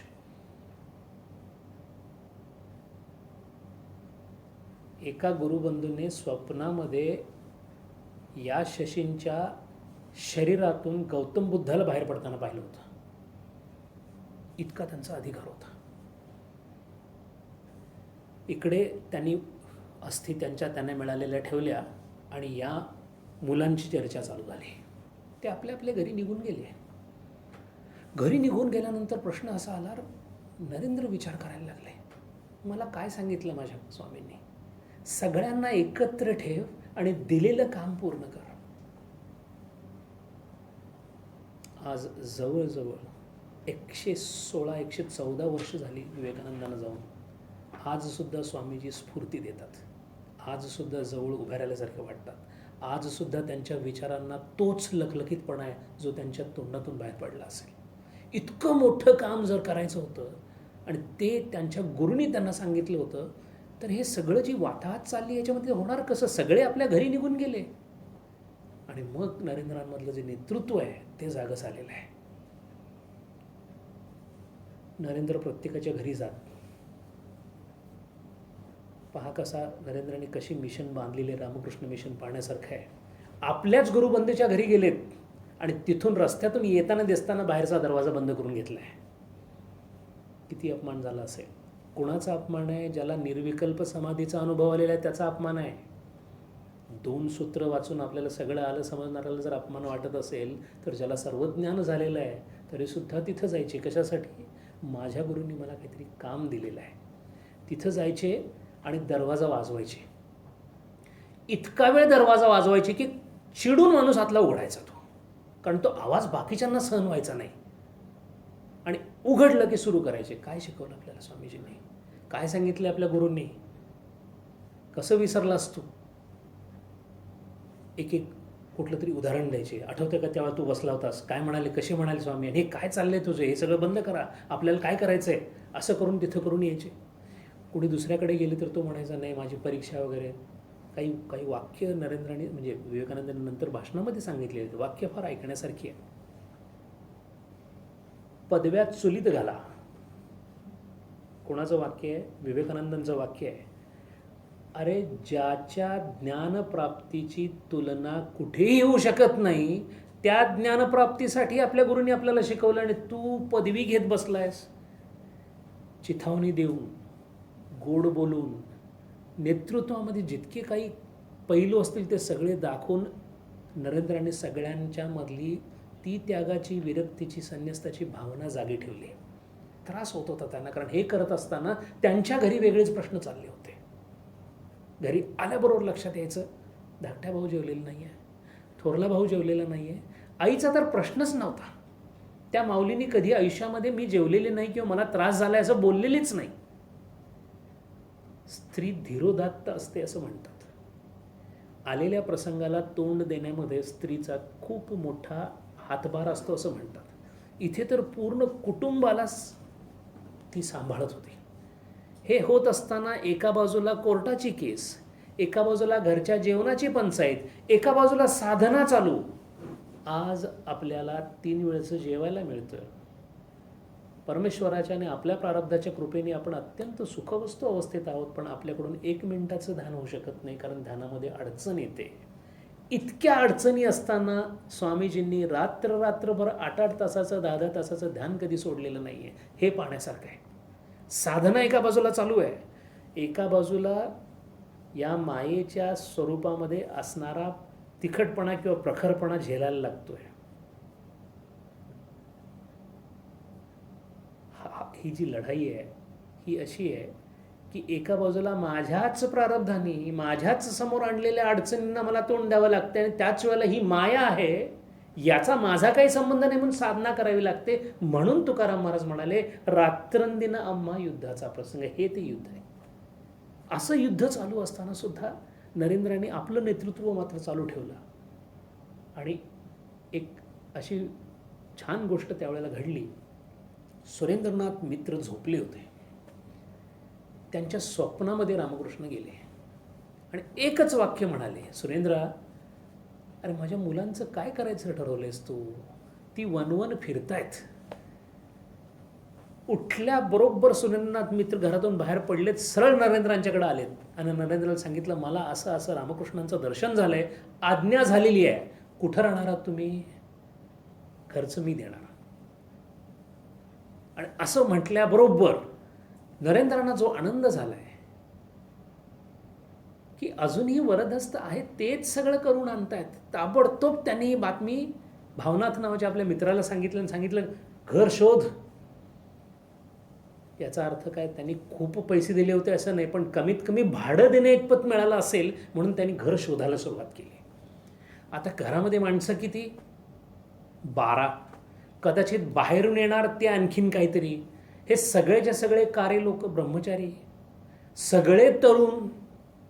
आजच्या घडीला जो प्रश्न आहे तोच त्या घडीला पण होता. फॅमिलीला मिळेल, बॅचलरला मिळणार नाही. ही 12 आणि 2 14 माणसं, बाहेरून येणारी माणसं. आता काय करायचं म्हणून मग शोधायला सुरुवात केल्यानंतर बारानगर नावाच्या भागामध्ये, म्हणजे दक्षिणेश्वर आणि सिमुलिया म्हणजे मुख्य कलकत्ता, या दोन्हीच्या बरोबर मध्ये पण गंगेच्या किनारे, हे गंगेच्या किनारे जे प्रकरण होतं हे नरेंद्रांनी फार ओढून धरलं होतं. ते कांकुरगाची, जिथे त्यांच्या अस्थी विसर्जित झाल्या, त्याची का मान्यता नव्हती त्याला? त्याच्या जवळ गंगा नव्हती. गंगेचं महत्त्व किती म्हणजे विवेकानंदांना सुद्धा वाटत होतं आणि सगळ्या गुरुबंधूंना वाटत होतं. म्हणून हे बरानगर जे होतं तो वाडा घ्यायचं ठरलं. 10 रुपये भाडं पक्क झालं.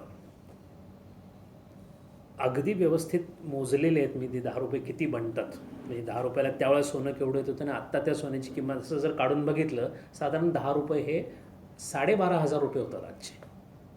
तर 12,500 रुपये भाडं म्हणजे 10 रुपये भाडं, या भाड्याने ते घर घेतलं. घर घेतल्याबरोबर सगळ्यात पहिल्यांदा हे गोपाल महाराज जे होते त्यांना आनंद झाला. ते सरळ जे गेले ते जिथं देहावसन झालं होतं, जिथं महासमाधी घेतली होती तिथं गेले आणि त्यांनी काय केलं, विचार करा, जवळजवळ 18 मैल या माणसाने आनंदाच्या भरामध्ये रामकृष्णांची काठ, त्यांची भांडी, त्यांची चप्पल, त्यांच्या अस्थी सगळं हाताने असं वर धरलं आणि तसंच्या तसं हात अवघडलेल्या असल्या अवस्थेमध्ये तेवढं अंतर ते घेऊन आले आणि सगळ्यात पहिल्यांदा त्या वास्तूमध्ये जर काय ठेवलं असेल तर रामकृष्णांच्या वस्तू ठेवल्या. आनंद ओसंडून वाहत होता. तारक नावाचे जे गुरुबंधू होते ते त्यावेळेला तिबेटला गेले होते. 1900 साली तिबेटला पोचणं हा जगातला अत्यंत दुरापास्त भाग होता. तिथं ते साधनेसाठी गेले होते. तारक म्हणजे अखंडानंद. नरेंद्रांनी पत्र पाठवलं होतं, तार पाठवली होती, तारक ये, राहायची व्यवस्था झालेली आहे. आता पहा, आपल्याला सुद्धा घर हवं असतं. कशासाठी? कोझी अँड कम्फर्टेबल असं आपण म्हणतो. यांना घर कशासाठी हवं होतं? ते जेव्हा घर पाहू आपण तेव्हा लक्षात येईल साधनेसाठी जागा हवी होती. पण साधनेसाठी असणारा आनंद किती होता बघा. त्यांनी तारकांना तार केली की तू ये म्हणून. ते तिथून आले, बनारसला आले, बनारसहून आले आणि टांगा असतो, त्याकडली टांगा होता, टांगा करून नरेंद्राच्या घरी आले. आता एवढ्या लांबून आल्यानंतर त्यांनी काय केलं पाहिजे की ठीक आहे आता आपण आलोय, आपण थोड्या वेळाने ते नवीन घर बघायला. टांग्याला थांबवून ठेवलं, नव्या घराकडे जायचंय. आर्त अर्थार्थी जिज्ञासू ही ओढ आहे. ते तिथून आले, राखालला मध्येच सांगितलं आम्ही येतोय वाटेत थांब म्हणून. इकडून त्याला घेतलं. अखंडानंद, राखाल म्हणजे ब्रह्मानंद, नरेंद्र तिघही पोचले. तिथे पोचले, पाहतात तर शशी ऑलरेडी येऊन बसला होता. म्हणजे रामकृष्णानंद तिथं आले होते. त्यांनी आल्याबरोबर तिथे जे शशी गेले ते शेवटपर्यंत तिथंच राहिले. नंतर रामकृष्ण मिशन बनली वगैरे, त्याच्यानंतर बाहेर आली ही गोष्ट. त्यांनी देहसुद्धा नंतर ठेवला, पण शेवटपर्यंत आपल्या गुरूंची जी काही पूजा होती ती शेवटपर्यंत त्यांनी चालू ठेवली. या पूजेत पण फार गडबड होती बरं का. ही पूजा करायची की नाही याच्याबद्दल भयंकर वाद. 12 लोक, निर्गुणाचे उपासक, सगुणाचे उपासक, दोन्ही एकत्र मिसळलेले. शशी महाराज म्हणायचे रोज महाराजांची पूजा झाली पाहिजे, तोपर्यंत तोंडात पाण्याचा थेंब घेणार नाही. हे बाकीचे म्हणायचे हे असली पूजा करायला शिकवले आपल्याला. गुरु असले म्हणून काय झालं, मूर्तीची पूजा अजिबात होता कामा नये. भांडणं किती पराकोटीला जायची. एकदा तरी एवढी पराकोटीला गेली की शशी महाराजांनी नरेंद्र महाराजांचे केस धरून ओढत बाहेर आणलं. हे सगळं आपल्याला कशावरून कळतं तर भगिनी निवेदिता तिथे होत्या. आणि स्वामी विवेकानंदांनी स्वतःचे शिष्य स्वामी विवेकानंदांची व्हायला सुरुवात झाली होती. त्यातले एक शिष्य विरजानंद. जर आपण सिंहगडच्या आश्रमाला गेलो तर तिथे मोठा हॉल आहे विरजानंद हॉल म्हणून. स्वामीजींचे श्रेष्ठ शिष्य विरजानंद हे 1891 साली त्या मठामध्ये आले. ह्या दोघांनी त्या मठाची माहिती दिलेली आहे. कोणी महेंद्रनाथ गुप्त, भगिनी निवेदिता आणि यांचे शिष्य. या तिघांनी दिलेल्या माहितीवरून साधारण हा मठ कसा होता हे पाहण्यासारखं आहे. का सांगतोय त्याचं कारणही सांगतो. ध्यानाला आपल्याला काय लागतं आणि ध्यानाला यांना काय लागत होतं बघण्यासारखं आहे. पहिली गोष्ट म्हणजे ती जागा 10 रुपयाला मिळण्याचं कारण असं होतं की त्याला भूतांचा बंगला या नावाने ते प्रसिद्ध होतं. त्यामुळे गेली जवळजवळ 8 ते 9 वर्ष तिकडं कोण फिरकलं सुद्धा नव्हतं. तिथं भूत आहेत असं समज होतं. त्या मठामध्ये जाण्याची एक छोटीशी देवडी जी होती, म्हणजे ज्याला गेट म्हणतो आपण, फाटक जे होतं, त्या फाटकाला नेहमीच उघडं ठेवलेलं असायचं. कारण ते जरा जरी बंद करायला गेलं तर पडेल अशी त्याची अवस्था होती. त्याच्या बाहेरच्या बाजूला वाढलेलं जंगल इतकं होतं की त्या जंगलामध्ये कोल्हे यायचे. साप वगैरेचा काय प्रश्न म्हणजे विचारायलाच नको, कोल्हेच येत होते. इतकं उंच तिथं गवत वाढलेलं होतं. मग हे राहत कुठे होते? तर यांनी असा विचार केला हे खालचं काय डागडुजी करणे वगैरे आपल्याकडे पैसे कुठे आहेत, आपण फर्स्ट फ्लोअरला राहायचं, वरच्या मजल्यावर. खालचा मजला असाच सोडून देऊ म्हणजे काही करायला लागणार नाही. त्यामुळे पूर्ण खालचा मजला हा फक्त त्या झाडाझुडपांनीच भरलेला होता. रात्री कोल्ह्याचे आवाज ऐकू यायचे. वरच्या बाजूला गेल्यानंतर साधारण कशी रचना होती ती आपल्याला कळते. वर गेल्याबरोबर डाव्या बाजूला एक छोटी खोली होती. ती छोटी खोली घेऊन टाकली होती काली महाराजांनी. काली म्हणजे अभेदानंद महाराज. अभेदानंद महाराजांना पहिल्या रामकृष्णांनी सांगितलं होतं की हा जन्मोजन्मीचा योगी आहे. आणि त्याला बघितल्यावरच सांगितलं होतं हा तुझा शेवटचा जन्म आहे म्हणून. अजून त्याचं संवादसुद्धा चालू झालेला नव्हता रामकृष्णांच्या बरोबर. या अभेदानंदांची खूप छान तत्त्वज्ञानावरची पुस्तकं आपल्याला वाचण्यासारखी आहेत. थॉमस एडिसन नावाचा माणूस सगळ्यांना माहिती आहे. हा जवळजवळ 15 वेळेला कैक तास अभेदानंदांना भेटलेला आहे. ह्या अभेदानंदांनी कठोपनिषदांवर खूप छान पुस्तकं लिहिलेली आहेत. लाईफ आफ्टर डेथ नावाचं त्यांनी इंग्रजीमध्ये पुस्तक लिहिलेलं आहे. ते कठोपनिषदावर आधारित आहे. खूप अधिकारी पुरुष. त्यांचं नाव अभेदानंद हे कोणी दिलं? नरेंद्राने दिलं. पण मूळचं नाव त्यांचं काली. या कालीसाठी ती डावीकडची छोटी खोली जी होती ती कालीज तपस्या घर असं त्याचं नाव ठेवलं होतं. काली का तपस्या घर. इथं तो कारण ते नेहमी त्यांची साधना इतकी उच्च होती. सहज 18 अध्याय म्हणायचे ते. गीतेचे 18 अध्याय रोज सकाळी स्नान केल्यानंतर सहज म्हणून टाकायचे. प्रचंड संस्कृतवर प्रभुत्व. पुढे त्यांनी साधना तर इतक्या मोठ्या मोठ्या केलेल्या आहेत. आपण नरेंद्रांच्यामुळे बऱ्याचशा त्यांच्या गुरुबंधूंकडे लक्ष देत नाही, पण काय तयारी होती. आणि त्या सगळ्यांना नरेंद्र उच्च वाटत होते. काय होतं, आपल्यामध्ये असल्यामुळं विवेकानंदांचं महत्त्व आपल्याला कळत नाही. जोहरी लागतो हिऱ्याची किंमत करायला. आपल्याला फक्त चमकणारा दगड वाटतो. अभेदानंदांची अवस्था अशी होती की त्यांना आपल्याला होणाऱ्या साधना तपासून पाहण्यासाठी ते फार वेगळे प्रयत्न करत असत. एकदा तर त्यांनी असं केलं, परमेश्वराला सांगितलं आजारी पाड. कशासाठी? आजारी पडल्यानंतर तापानी फणफणत असताना सुद्धा मनावर नियंत्रण राहतं की नाही बघायचं आहे. अशी साधना करायची होती बरं. खरोखर ताप आला.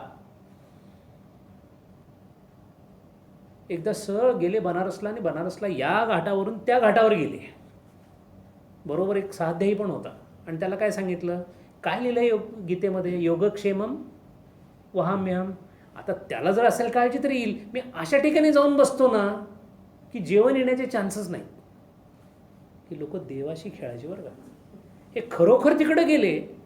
त्यात गंगेच्या पलीकडच्या तीरावर गेल्यानंतर ज्या नावेतून गेले त्या नावड्याने विचारलं, अहो संध्याकाळची वेळ चालली, इकडं कुठं चाललंय? ते म्हणाले आम्ही आता येत नाही, तिकडेच म्हणाले आम्ही. असा संवाद फक्त झालेला. गेले तिकडं, गेले आणि तिथं राहिले दोघं. पण सकाळपासून काही खाल्लेलं नाही आहे. गेले, दिवस गेला, रात्र गेली. 6 अध्यायी जो होतो म्हणाला की असू दे, आपला देवावर विश्वास वगैरे आहे, पण जरा काहीतरी बघायला पाहिजे ना आपल्याला. अभेदानंदांचं मात्र, त्यांचं नावच अभेदानंद आहे. हे नरेंद्राने दिलेलं नाव आहे. अभेद्य, नाही म्हणजे नाही. दुसरा दिवस गेला, बसले. तिसऱ्या दिवशी सकाळी एक माणूस तिथं हातामध्ये मोठंच्या मोठं पुडकं घेऊन जंगलाच्या दिशेने यायला लागला आहे. 6 अध्यायी म्हणतो, हा माणूस इकडं कशाला यायला लागला आहे? म्हणतो मलाही माहिती नाही. तर तिकडनं आला आणि त्याने काली म्हणून हाक मारली. अभेदानंदांना कळलं, आपल्या पूर्वीच्या नावाने हाक मारणारा बनारसमध्ये या जंगलामध्ये कोण? त्याला बोलवलं, बघितलं तर हा शाळेतला मित्र. तर त्या म्हणाले, तू इकडं कसा काय? मला काही कळेना झालं. ते म्हटले, ते नंतर राहू दे, हे खाऊन घे. त्यांनी बनारसची मिठाई घेऊन आला होता. पोट भरून खाल्ल्यानंतर त्यानं सांगितलं, झालं असं म्हणाला, मी बनारसला आलो होतो काशी विश्वेश्वराच्या दर्शनाला. दर्शन घेतलं तर बाहेर एक माणूस मला काय सांगतो की काय तेजपुंज एक साधू बघितला हो बंगालचा. म्हणून मी सहज विचारलं कोण होतं. त्यांनी वर्णन सांगितलं. मला का कोण असतो कसं वाटलं हा काली असेल. कसे योगायोग आहेत पहा. मग शोधलंच कसं? मग मी विचारलं कुठे गेला, तर त्याने सांगितलं घाटाकडे गेलाय म्हणून. मग घाटाकडे काय गेलं, तिथे नावाड्यांना विचारलं गेलं. मग त्यांना सांगितलं की संध्याकाळी ते नाव, सकाळवाली जे नाव असतं ना ते संध्याकाळी नसतात, तो संध्याकाळवाला तिकडे आहे म्हणून. तिकडे गेलो. मग त्याने सांगितलं असा एक वर्णनाचा माणूस मी तिकडे नेलाय. मी विचारलं पण त्यांना कशाला चाललंय, तर म्हटले तिकडेच जाणार आहे. असे अभेदानंद होते. ह्या कालींची ही डाव्या बाजूला असणारी खोली होती. या खोलीच्या पुढच्या बाजूला एक किचन होतं. आता एक किचन म्हणजे फार वेगळाच प्रकार होता. किचनमध्ये लाकडं जाळून काहीतरी शिजवायचं एवढीच तिथं अरेंजमेंट होती. भांडी कुठून आणणार? 3 किंवा 4 भांडी होती या शशींकडे. त्याच्यात सगळ्यांचं जेवण करायचं त्याने. जेवणाची अवस्था अशी होती की शशी महाराज म्हणायचे, मी जेवण करतो ना, पण जेवण करायला काहीतरी आणा ना तुम्ही. जेवण करायला काहीच नसायचं, कारण भिक्षा मागायला गेल्यानंतरचा प्रश्न वेगळा होता. भिक्षा मागायला गेल्यानंतर काय काय प्रकारे यांना भिक्षा मागायचं माहीत नव्हतं. एकदा फक्त रामकृष्णांनी शिकवलेलं. त्यामुळे तिथं गेल्यानंतर मागायचं कसं? मग काही लोक जाऊन म्हणायचे, आम्हा हमको भिक्षा दे दो. मग हिंदीत बोलायचे. का? तर बंगालमध्ये भिक्षा मागणारे बंगाली नसायचे. उत्तर प्रदेशाकडून आलेली जी लोक असायची तेच साधू फक्त भिक्षा मागताना दिसायचे. त्यामुळे ते कॉपी करायची त्यांची. मग एक दोघांना हिंदी चांगलं ना, आमागे भिक्षा देव असं एखाद्याने बंगालीमध्ये चालू केलं. मग बाई काय भिक्षा काय मिळायच्या, तर त्या बंगाली लोक पण तसेच होते. एक बाई आहे ती नुसतीच वांगी दिली. ते लिहिलेवर का तसं हे स्वामीजींनी सांगितलेलं आहे. तर वांगी दिल्यानंतर आज काय खायचं, तर वांगच खायचं मग, कारण तांदूळ मिळालेले नाही आहेत. परिस्थिती किती बिकट होती पहा. अशा कैक रात्री आणि कैक दिवस गेलेले आहेत. नंतर नरेंद्रांनी सांगितलेलं आहे की त्यांनी भात शिजवला, बाजूला मीठ ठेवलं आहे आणि एक पाण्याचा ग्लास ठेवला आहे, असं अन्नप्राशन केलं आहे. 2-2, 3-3 दिवस जेवण मिळालेलं नाही आहे. जेवण करायला भाजी नाही म्हणून परड्यामध्ये असणारं किचनच्या बाजूला, मग किचनच्या मागे म्हणजे परड्यामध्ये असणारी जी तिथं काही झाडं आणि काही भाज्या यायच्या, तिथं भोपळा आणि काकडी लागायची. त्यातला भोपळा तोडला म्हणून तो दरवान तिथं बघत असायचा. आता त्याला याच्यात काय मिळत असेल, पण तो यांना कधी तोडू द्यायचा नाही. म्हणून तोंडले जे आहेत ना, त्या तोंडल्याच्या झाडाच्या पानांची भाजी शशी महाराज करायची. ती खाल्ली की सगळ्यांचे घसे खवखवायला लागायचे. हे काय म्हणायचे सगळे की आता खवखवू दे, संध्याकाळी आपण जेव्हा भजन करायला बसू सगळं साफ होऊन जाते म्हणाले. प्रत्येकाचा दृष्टिकोन कसा होता पहा बरं. ह्या जेवणाची अशी परिस्थिती चालली असताना किती पैसे, आता हे 10 रुपये दिले भाड्याला, बाकीच्याचं काय करायचं, म्हणून सुरेंद्रनाथ मित्रांनी पहिल्यांदा 30 रुपये दिले, मग 40, मग 50, असं करत करत त्या बाबांनी खूप, असं म्हणतात की रामकृष्ण मठाची मुहूर्तमेढ ही सुरेंद्रनाथ मित्रांनी घातली, कारण ते 100 रुपये महिन्याला देत होते. 100 रुपये म्हणजे आजचे जवळजवळ 1.5 लाख रुपये होतात, पण ते देत होते कारण रामकृष्णांची आज्ञा समजून द्यायची. बलराम बोस म्हणून होते, ज्यांना त्यांनी सांगितलं होतं की चैतन्य महाप्रभूंच्या बरोबर असणारे, तेही देत होते पैसे. गिरीश बाबूसुद्धा थोडे थोडे पैसे देत होते. हे गिरीश बाबूंचं एक कौतुक सांगण्यासारखं होतं. जेव्हा रामकृष्ण आजारी होते तेव्हा त्यांच्या आजाराबद्दल काहीतरी करावं असं प्रत्येकाची खटपट चालली होती. मग खर्च वाढत होता, म्हणून असं सहज रामकृष्णाने विचारलं गिरीश बाबूंना, गिरीश, माझ्या उपचारांचा खर्च तू करशील का रे? गिरीशाने सांगितलं, महाराज एक घर आहे माझं, विकू काय? बायका पोरं काही विचार केला नाही. रामकृष्णाने त्यांना थांबवलं. नाग महाशय नावाचे एक शिष्य होते रामकृष्णांचे, मी मागे त्यांच्याबद्दल बोललो. खूप म्हणजे स्थितप्रज्ञ पाहायचा असेल, कर्मयोगावर भाष्य करताना विवेकानंदांनी स्थितप्रज्ञाचं वर्णन करताना अमेरिकेमध्ये असं सांगितलं की असा स्थितप्रज्ञ भारतामध्ये, त्याचं नाव नाग महाशय आहे. या नाग महाशयांची अधिकारीणी तयारी इतकी मोठी होती,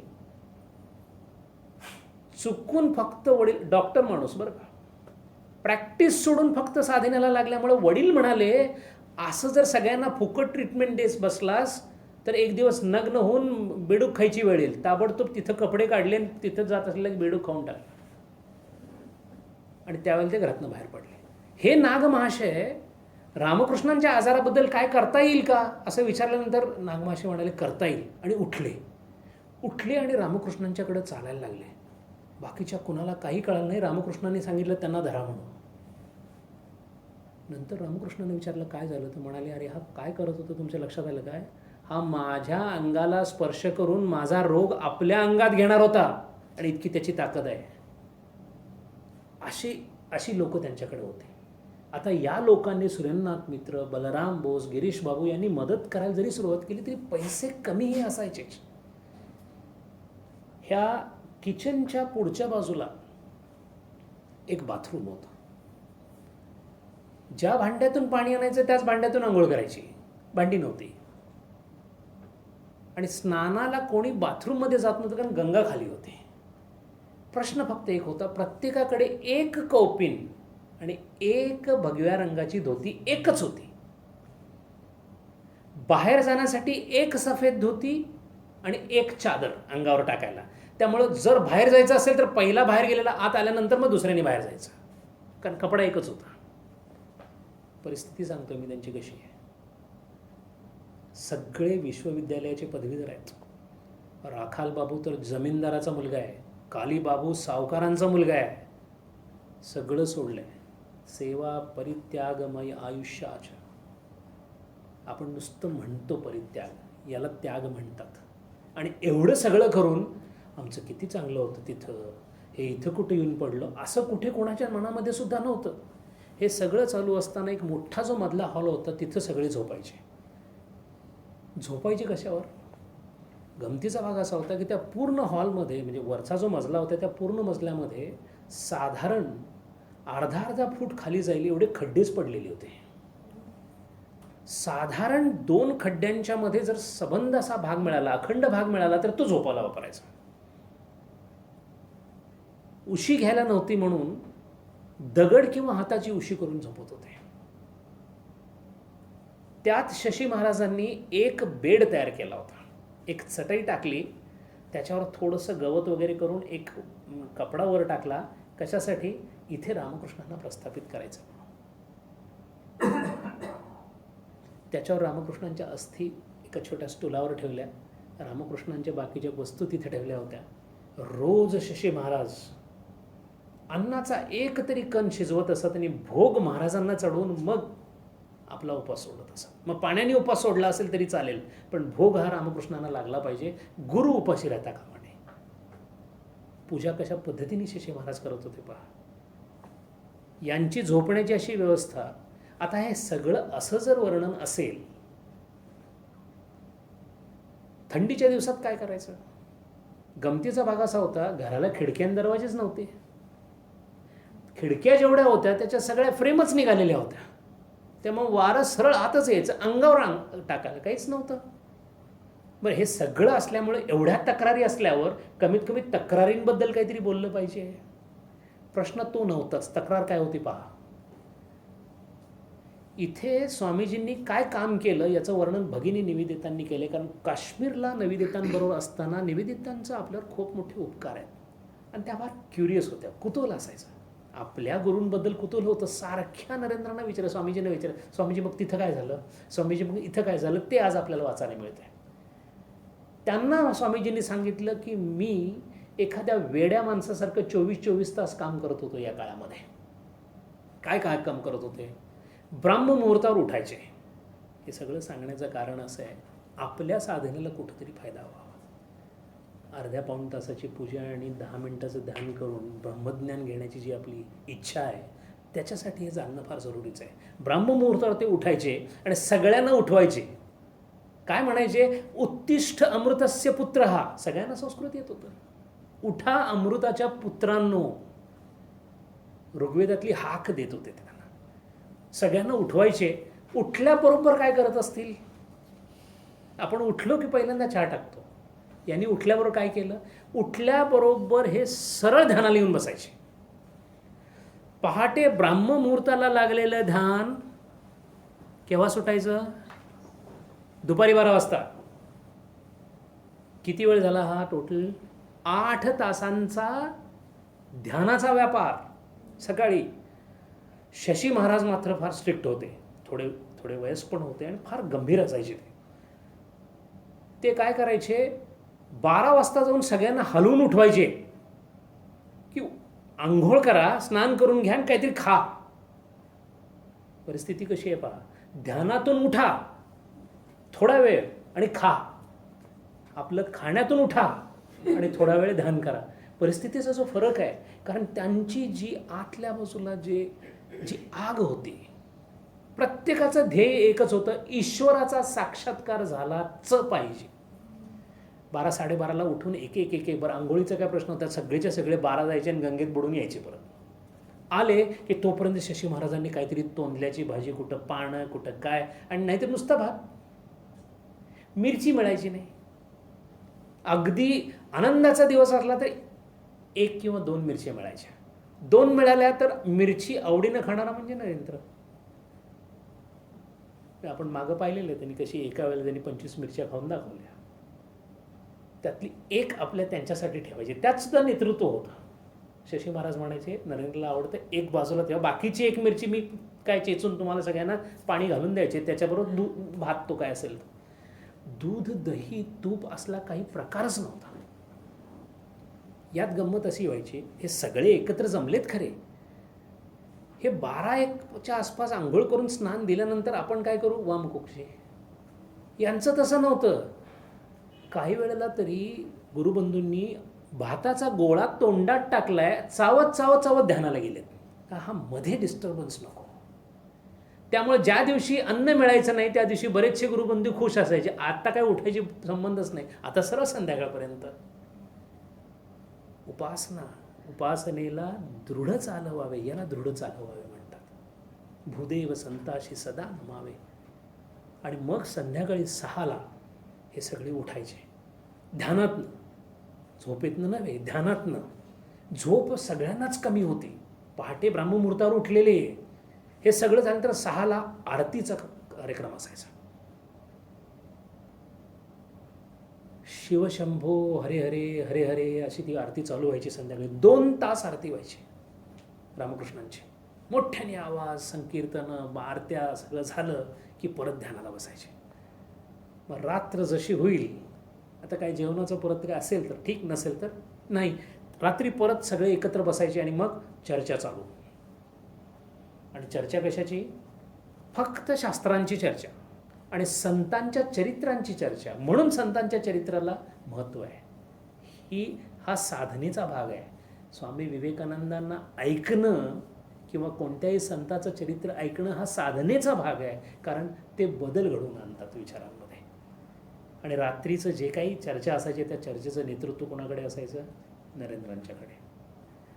असा जगातला विषयच नव्हता की तो त्यांना माहिती नव्हता. काय चर्चा चालायची? फादर इग्नॅशियस ऑफ लॉयला, आपण ऐकलं असेल त्यांच्याबद्दल. फादर इग्नॅशियस हे कशासाठी प्रसिद्ध आहेत? तर त्यांचं एक पुस्तक आहे, म्हणजे त्यांचा एक ग्रंथ आहे, तो ध्यानावरचा ग्रंथ आहे. त्यांनी ध्यानाच्या पद्धती ख्रिश्चन धर्मामध्ये शिकवलेल्या आहेत. त्या फादर इग्नॅशियस ऑफ लॉयलाची पूर्ण कथा आणि त्यांच्या त्या पुस्तकांबद्दल स्वामीजी बोलायचे, सगळे ऐकायचे. सेंट फ्रान्सिस ऑफ असिसी याच्याबद्दल ते बोलायचे. मध्येच स्वामीजी उठायचे आणि ग्लोरिया नावाचं गाणं आहे, कोणी ऐकलं असेल, खूप छान गाणं आहे. जेव्हा जीसस अवतरला तेव्हा मेरीनं गायलेलं गाणं आहे. आपल्याकडे कृष्ण आले म्हणून यशोदेनी गायलेलं गाणं आहे. दोन्ही गाण्यांमध्ये काहीही फरक नाही आहे. ग्लोरिया म्हणजे glorious has come out, glorious God has appeared, असं ते गाणं आहे. ते सगळं तोंडपाठ असायचं नरेंद्रांना, ते सगळ्यांनी म्हणायचं. बरं, नुसतं हेच म्हणायचं असं नाही, आपल्या शास्त्रांची चर्चा तर चालूच असायची. या शास्त्रांच्या चर्चेमध्ये काय चर्चा व्हायची? न्याय, वैशेषिक, योग, सांख्य, पूर्वमीमांसा, उत्तरमीमांसा धडाधड चाललेलं असायचं. बरं, त्यात असे नव्हते की एक कोणतरी सांगतं आणि बाकीच्या ऐकतं. दिग्गज माणसं बसलेली. काली म्हणजे अभेदानंद, पाठांतर इतकं उत्कृष्ट होतं त्यांचं. बरं, गमतीचा भाग, काही विचारलं की हा बाबा सगळ्यांच्या वर असायचंच. नरेंद्र नेहमी सगळ्यांच्या वर एक दिवस सगळ्यांना आनंद झाला. अभेदानंदांनी विवेकानंदांना हरवलं. ही गोष्ट घडली रात्री, मध्यरात्री. हे हरवल्यानंतर आज तरी कमीत कमी नरेंद्राचा पराभव होणार असं दिसतंच, की निरुत्तर झालेला आहे. नरेंद्रांनी सांगितलं इथं थांबायचं आणि हेच उद्या चालू होईल. दुसऱ्या दिवशी अभेदानंद पराभूत झालेले आहेत. म्हणजे पूर्ण विवेकानंदांच्या आयुष्यामध्ये एकमेव निरुत्तर करणारा एक प्रसंग तो अभेदानंदांचा आहे. म्हणजे अभेदानंदांची योग्यता किती मोठी असेल पहा. ज्याच्या घशामध्ये सरस्वती बसलेली आहे असं कोण म्हणत होतं? त्या काळचे बनारसचे विदेही सत्पुरुष भास्करानंद म्हणून होते, ज्यांच्या दर्शनासाठी लोक दिवसभर रांगा लावायचे. त्यांनी सांगितलं होतं हा जो नरेंद्र नावाचा प्रकरण आहे ना, याच्या घशामध्ये सरस्वती बसलेली आहे.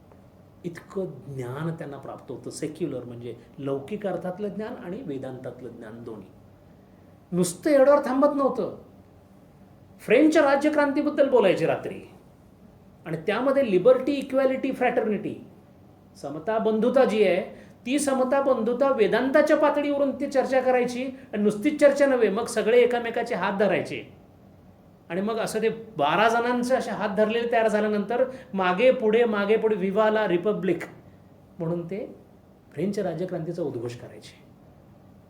सांगण्याचं महत्त्व इतकं आहे की केवळ आपल्या धर्माबद्दलच माहिती अशी नव्हे, सगळ्या धर्मांमध्ये असणारी समांतरित अवस्था एकाच वेळेला जाणून घेऊन आपल्या धर्माला न सोडता ज्या पद्धतीने स्वामीजींनी स्वतःला विकसित केलेलं आहे ते पाहण्यासारखं आहे. तेच त्यांना नंतर उपयोगी पडलेलं आहे. बरं, एवढ्यावर गाडी थांबायची नाही. हे चालू असायचं. ख्रिसमस मोठ्याने सेलिब्रेट व्हायचा. त्यातल्या त्यात जर कोणी ख्रिश्चन मिळाला बाहेर तर त्याला घेऊन यायचे. कोण? हिंदू धर्माची संस्थापन करण्यासाठी संस्थापन आचार्य म्हणतात त्यांना. हे आचार्य ख्रिश्चन लोकांना घेऊन यायचे. कशासाठी? बोला. गमतीचा भाग असायचा की तो बिचारा पादरी यायचा, तो सुरू करायचा की मी सेंट पॉल अमुक तमुक. स्वामीजींना सगळंच पाठ असायचं. जाताना तोच त्यांना थँक्यू म्हणून निघून जायचा. एकदा गुड फ्रायडेला तर फार गंमत झाली. गुड फ्रायडे म्हणून कोणाला तरी बोलवायचं ठरलं. त्यांनी धरलं एकाला आणि आणलं तो बिचारा वेगळाच निघाला. तो म्हणाला मी साल्वेशन आर्मीचा आहे, आमच्याकडे गुड फ्रायडेच नसतो. त्याच्यावर सगळे चिडले. अरे तू कसला ख्रिश्चन आहेस म्हणाले, तुला गुड फ्रायडे माहीत नाही? केवढं मोठं महत्त्व आहे त्या दिवसाचं. नाही आम्ही मानत नाही म्हणाले इथंच चुकते तुझं. रामकृष्णानंद महाराज तर फार चिडले. त्यांनी त्याचं बायबलच काढून घेतलं. तुला बायबल ठेवायचा अधिकार नाही म्हणाले. शेवटी नरेंद्रांनी सांगितलं बाबा असं करून देऊन टाक, आपल्याला असं करणं बरोबर नाही आहे. कारण तो म्हणाला मला फक्त दोनच गोष्टी माहिती आहेत. मला एक जीसस ख्राइस्ट माहिती आहे आणि आमचे जनरल म्हणजे त्यांचे जे संस्थापक आहेत तेवढेच माहिती आहेत. इतक्या वेगळ्या वेगळ्या धर्मांचा शिवरात्री फार मोठ्यानं साजरी व्हायची. शिवरात्रीचा प्रसंग कसा होता पहा. शिवरात्रीच्या दिवशी त्या दिवशीच्या ब्राह्ममुहूर्ताला आदल्या दिवशीच्या शिवरात्रीला सुरू व्हायचं पूर्ण उपास. शिवरात्रीच्या आदल्या दिवशी उपास, शिवरात्रीच्या दुसऱ्या दिवशी उपास. आणि उपासात नुसतं उपास नव्हे, साधना चालू, ध्यान चालू.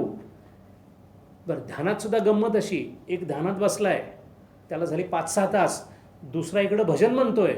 तो इतका वेळ भजन म्हणतोय की भजन म्हणल्यामुळं जो फटीक येतो त्यांनी तो खाली पडलाय. इतकं भजन संकीर्तन चालू असायचे. पण स्वामीजींचं म्हणजे सगळीच गोष्ट. त्यांनी ताबडतोब कालीला सांगितलं पखवाज शिकायचा आहे, हो पखवाज घ्या. स्वामीजी उत्कृष्ट पखवाज वादक होते आणि तबला वादक होते. त्याला पखवाज वाजवायला शिकवलं. बुडो गोपाल 65 वर्षाचं वय, स्वर लाव म्हणून सांगितलं. ते बिचारे काहीतरी तुला म्हटले गाणं येत नाही, बैस येतं. गाणं शिकवलं. स्वतः नरेंद्र गायचे आणि मग संकीर्तन चालू.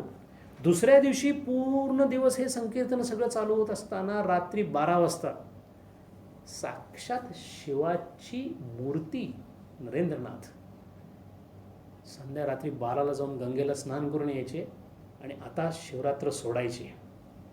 पहाटेपर्यंत उपाशी पोटानी शिवाची स्तुती चालू असायची.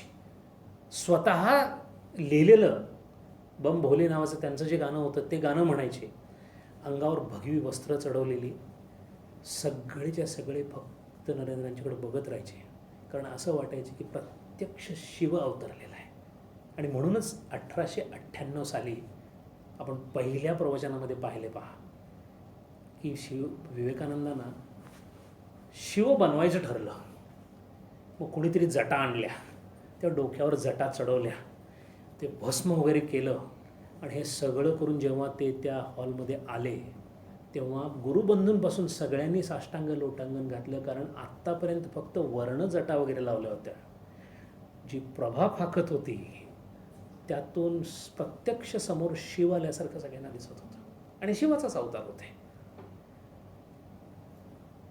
जेव्हा शिवरात्रीच्या रात्री हे सगळं संपल्यानंतर सकाळी बलराम बोस करंड्या भरून मिठाई पाठवायचे कलकत्त्यावरून आणि मग त्या मिठाईचा मग त्याचा रसगुल्ला असायचा काय अशी ती शिवरात्र त्यांची संपन्न व्हायची.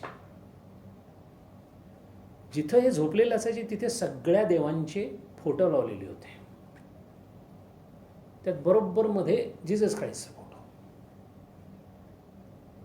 हे सगळं चालू असताना मध्येच एखादा गुरुबंधू घरी जायचा, तो परत यायचाच नाही. कारण त्याचे वडील जे असायचे ते त्याला सांगायचे जाऊ नको, तो नरेंद्राला एक डोकं नाही, हे सगळं तुम्ही करताय त्याच्याऐवजी तू थोडं राहिलेलं शिक्षण करून घे, असं शशी महाराजांना सांगितलं. शशी महाराज काय केलं, त्यांनी आता जायला तर पाहिजे. अल्जिब्राची पुस्तकं घेतली, मार्क ट्वेन घेतला आणि दोन्ही घेऊन इकडं आले. त्यामुळं संकीर्तन चालू, ध्यान चालू, अल्जिब्रा शिकायचं चालू आणि मार्क ट्वेन वाचायचं चालू. तोपर्यंत नरेंद्र म्हणायचे पिकविक पेपर्स वाचलेस का, ते याच्यापेक्षा चांगलं आहे. कारण त्यांचं वाचन एवढं प्रचंड होतं. या सगळ्या गुरुबंधूंमध्ये प्रत्येकाची साधनेची पद्धत वेगळी होती. कुणीही कोणाला, या सगळ्यांमध्ये साधना न करणारी एकच व्यक्ती होती, अद्भुतानंद किंवा लाटू महाराज. लाटू महाराज कोण होते? बिहारमधले एक साधे मेंढपाळ घरामध्ये जन्माला आलेला मुलगा. कामाला पोऱ्या पाहिजे म्हणून बलराम बोस घेऊन गेले होते. बलराम बोस जेव्हा रामकृष्णांच्या दर्शनाला आले तेव्हा नोकर म्हणून याला बरोबर आणलं होतं. त्याला तेवढं सांगितलं की तू इथं थांब आणि तुम्ही जावा म्हणाले. तेच हे अद्भुतानंद. यांची गंमत अशी होती, यांना वाचता येत नव्हतं, लिहिता येत नव्हतं. खूप प्रयत्न केला नरेंद्रांनी त्यांना शिकवण्याचा, लिहिण्या वाचण्याचा, त्यांना काही जमलं नाही. त्यांना या साधनेतलं पण काही कळत नव्हतं. म्हणून त्यांचं नावच ठेवलं होतं अद्भुतानंद. असं का म्हणलं? नरेंद्र म्हणायचे हे खरोखरच अद्भुत आहे, हा रामकृष्णांचा चमत्कार आहे असं ते म्हणायचे. त्यांनी एकच सांगितलं होतं, त्यांना खरोखर देव प्रसन्न झाला होता आणि वरदहस्त माग म्हणून सांगितलं होतं. काय मागितलं असेल अद्भुतानंदांनी? दोनच गोष्टी मागितल्या. एक, जरा गेलं की लगेच भिक्षा मिळावी आणि मिळालेल्या भिक्षेमध्ये पोट भरावं. कशासाठी? म्हणजे राहिलेला वेळ मला साधनेत घालवता येईल. देवाकडे मागितलेले दोन वर आहेत. अशिक्षित माणसांनी मागितलेले वर आहेत, पण साधनेने किती सुशिक्षित होते अद्भुतानंद. हे त्या सगळ्या गुरुबंधूंमध्ये त्यांचं काम एकच असायचं, याचं भांडण याच्याबरोबर झालं की ह्याला थांबव, त्याला थांबव. बरं, ह्यांचं कोणी ऐकत पण नव्हतं. कारण शेवटी अद्भुतानंद हे वयाने पण लहान होते आणि लाटू महाराजच म्हणायचे सगळेजण. त्यांनी मात्र एक काम केलं, त्यांनी निवेदितेला सांगितलं कशी कशी भांडणं व्हायची ते त्यांनी लिहून ठेवले. की अशी यांची ही असताना जेव्हा हे सगळे घरी जायचे, परत यायचे, नरेंद्रांना काळजी वाटायची हे सगळे एकत्र राहावेत, पुढं आपल्याला काम करायचं आहे, याचं काय करावं कळायचं नाही त्यांना. बरं, हे प्रत्येकाचं कसं होतं, परमनंटली कोणी राहत नव्हतं. 3-4 लोक परमनंटली राहत होते, बाकीचे जे होते ते येऊन जाऊन असायचे. खुद्द विवेकानंदच घरी जायचे, कारण आई, कोर्टाची केस, हे सगळं चाललेलं असायचं. हे बघून एक महाराज, ज्यांचं नाव शरद महाराज, त्यांचं नाव नंतर त्रिगुणातीतानंद असं नाव ठेवलं त्यांचं. हे त्रिगुणातीतानंद एकदा चिठ्ठी ठेवूनच निघून गेले आणि चिठ्ठीत असं लिहिलं, नरेंद्र सारखा जातो त्यामुळे माझं लक्ष नाही, मला पण घरची आठवण येते, त्यामुळे मी इथनं निघून घरी नव्हे बनारसकडे कुठेतरी निघून जातो म्हणाले, मला साधना करायला जायचं, मी इथं थांबणार नाही. याचा परिणाम मात्र नरेंद्रांच्यावर असा झाला की आपल्याला इथं येऊन राहावं लागणार हे कळालं. म्हणून 1887च्या जून महिन्यामध्ये कायमस्वरूपी राहण्यासाठी नरेंद्र आपल्या घराला सोडून त्याच गावामधल्या आपल्या अडचणीत असलेल्या आई आणि भावांना सोडून अर्थार्थी जिज्ञासू इथं राहायला आले. हे सगळं चालत असताना त्यांना एक निमंत्रण मिळालं. बलराम बोसांची सासूबाई मातांगिनी देवी म्हणून होत्या. त्यांनी त्यांच्या गावामध्ये एक उरूस किंवा उत्सव होता आणि त्या उत्सवाला या सगळ्या लोकांनी यावं अशी त्यांची इच्छा होती. त्याप्रमाणे मग हे सगळे लोक तिकडे गेले आणि सगळे जेव्हा त्या मातांगिनी देवींनीच्या घरी गेले, मोठं घर होतं, खेड्यातलं घर होतं, उत्सव होता म्हणून सगळे हे होतं, छान जेवण झालं होतं. साधनेसाठी टेरेसवर म्हणजे त्या घराच्या वरच्या बाजूला मोकळं असं अंगण टाईप होतं, तिथं जाऊन सगळे बसले. बसल्यानंतर त्यांच्यामध्ये अशी चर्चा चालू झाली. परत शास्त्राचीच चर्चा चालू होती. त्यांच्या असं लक्षात आलं की समोर धुनी पेटलाय, वर चांदणे चमकत आहेत, रात्री 12ची वेळ झालेली आहे, बाकी सगळं सुनसान आहे, थोडासा किरकिर किड्यांचा आवाज येतोय आणि हे 12 लोक सगळे एकत्र बसलेले आहेत. हळूहळू त्यांनी भजन म्हणायला सुरुवात केली. हे भजन म्हणत असताना नरेंद्रांची हे झाली, उर्मी झाली आणि त्याने सांगितलं, like an apostle saint Paul when he delivered his sermon for the spread of Christianity, त्यावेळेला त्याचं जे बोलणं होतं ते बोलणं उन्मनी अवस्थेतून स्फुरलेलं बोलणं होतं. म्हणून त्या बोलण्याने जेवढं ख्रिश्चन धर्म पसरला तेवढा कुठल्याच बोलण्याने पसरला नाही. असा जो सेंट पॉलचा जो पवित्रा होता तो पवित्रा साधारण आता माझ्याकडे येतोय असं नरेंद्रांनी घोषित केलं. आणि बोलायला सुरुवात केली. हळूहळू हळूहळू भजनांचा फेर वाढायला लागला. आतली विरक्ती ज्याला म्हणतो, त्याग, तो खूप मोठा व्हायला लागला. सगळ्या गुरुबंधूंनी एकमेकाचे हात धरले आणि सगळ्यांना एक अशी भावना झाली की आपण 12 नाही, आपण एक आहोत. आणि आपल्याबरोबर या 12 जणांच्या सगळ्यांच्या डोक्यावर एक वरदहस्त आहे, तो म्हणजे रामकृष्णांचा आहे. आता या जगामध्ये आपल्याला कोणीही संन्यासी बनण्यापासून आणि ब्रह्मज्ञानापासून किंवा ईश्वर दर्शनापासून रोखू शकत नाही, अशी खात्री झाली. आणि चुकून त्यातल्या एकाने सांगितलं, नरेंद्र आज तारीख किती आहे माहिती आहे का? तारखेकडे कोणाचं लक्षच नव्हतं. अरे 24 डिसेंबरची मध्यरात्र उलटून गेली, ख्रिसमस सुरू झाला. म्हणून 24 डिसेंबर 1886 या दिवशी पहिल्यांदा सगळ्या गुरुबंधूंनी ठरवलं संन्यास दीक्षा घ्यायची. आता प्रश्न असा आहे, गुरु गेलेले आहेत, संन्यास वृत्ती आहे पण अजून दीक्षा झालेली नाही. दीक्षा घेणं शास्त्राप्रमाणे जरुरी आहे, दीक्षा कोण देणार? हळूच एक हात वर आला.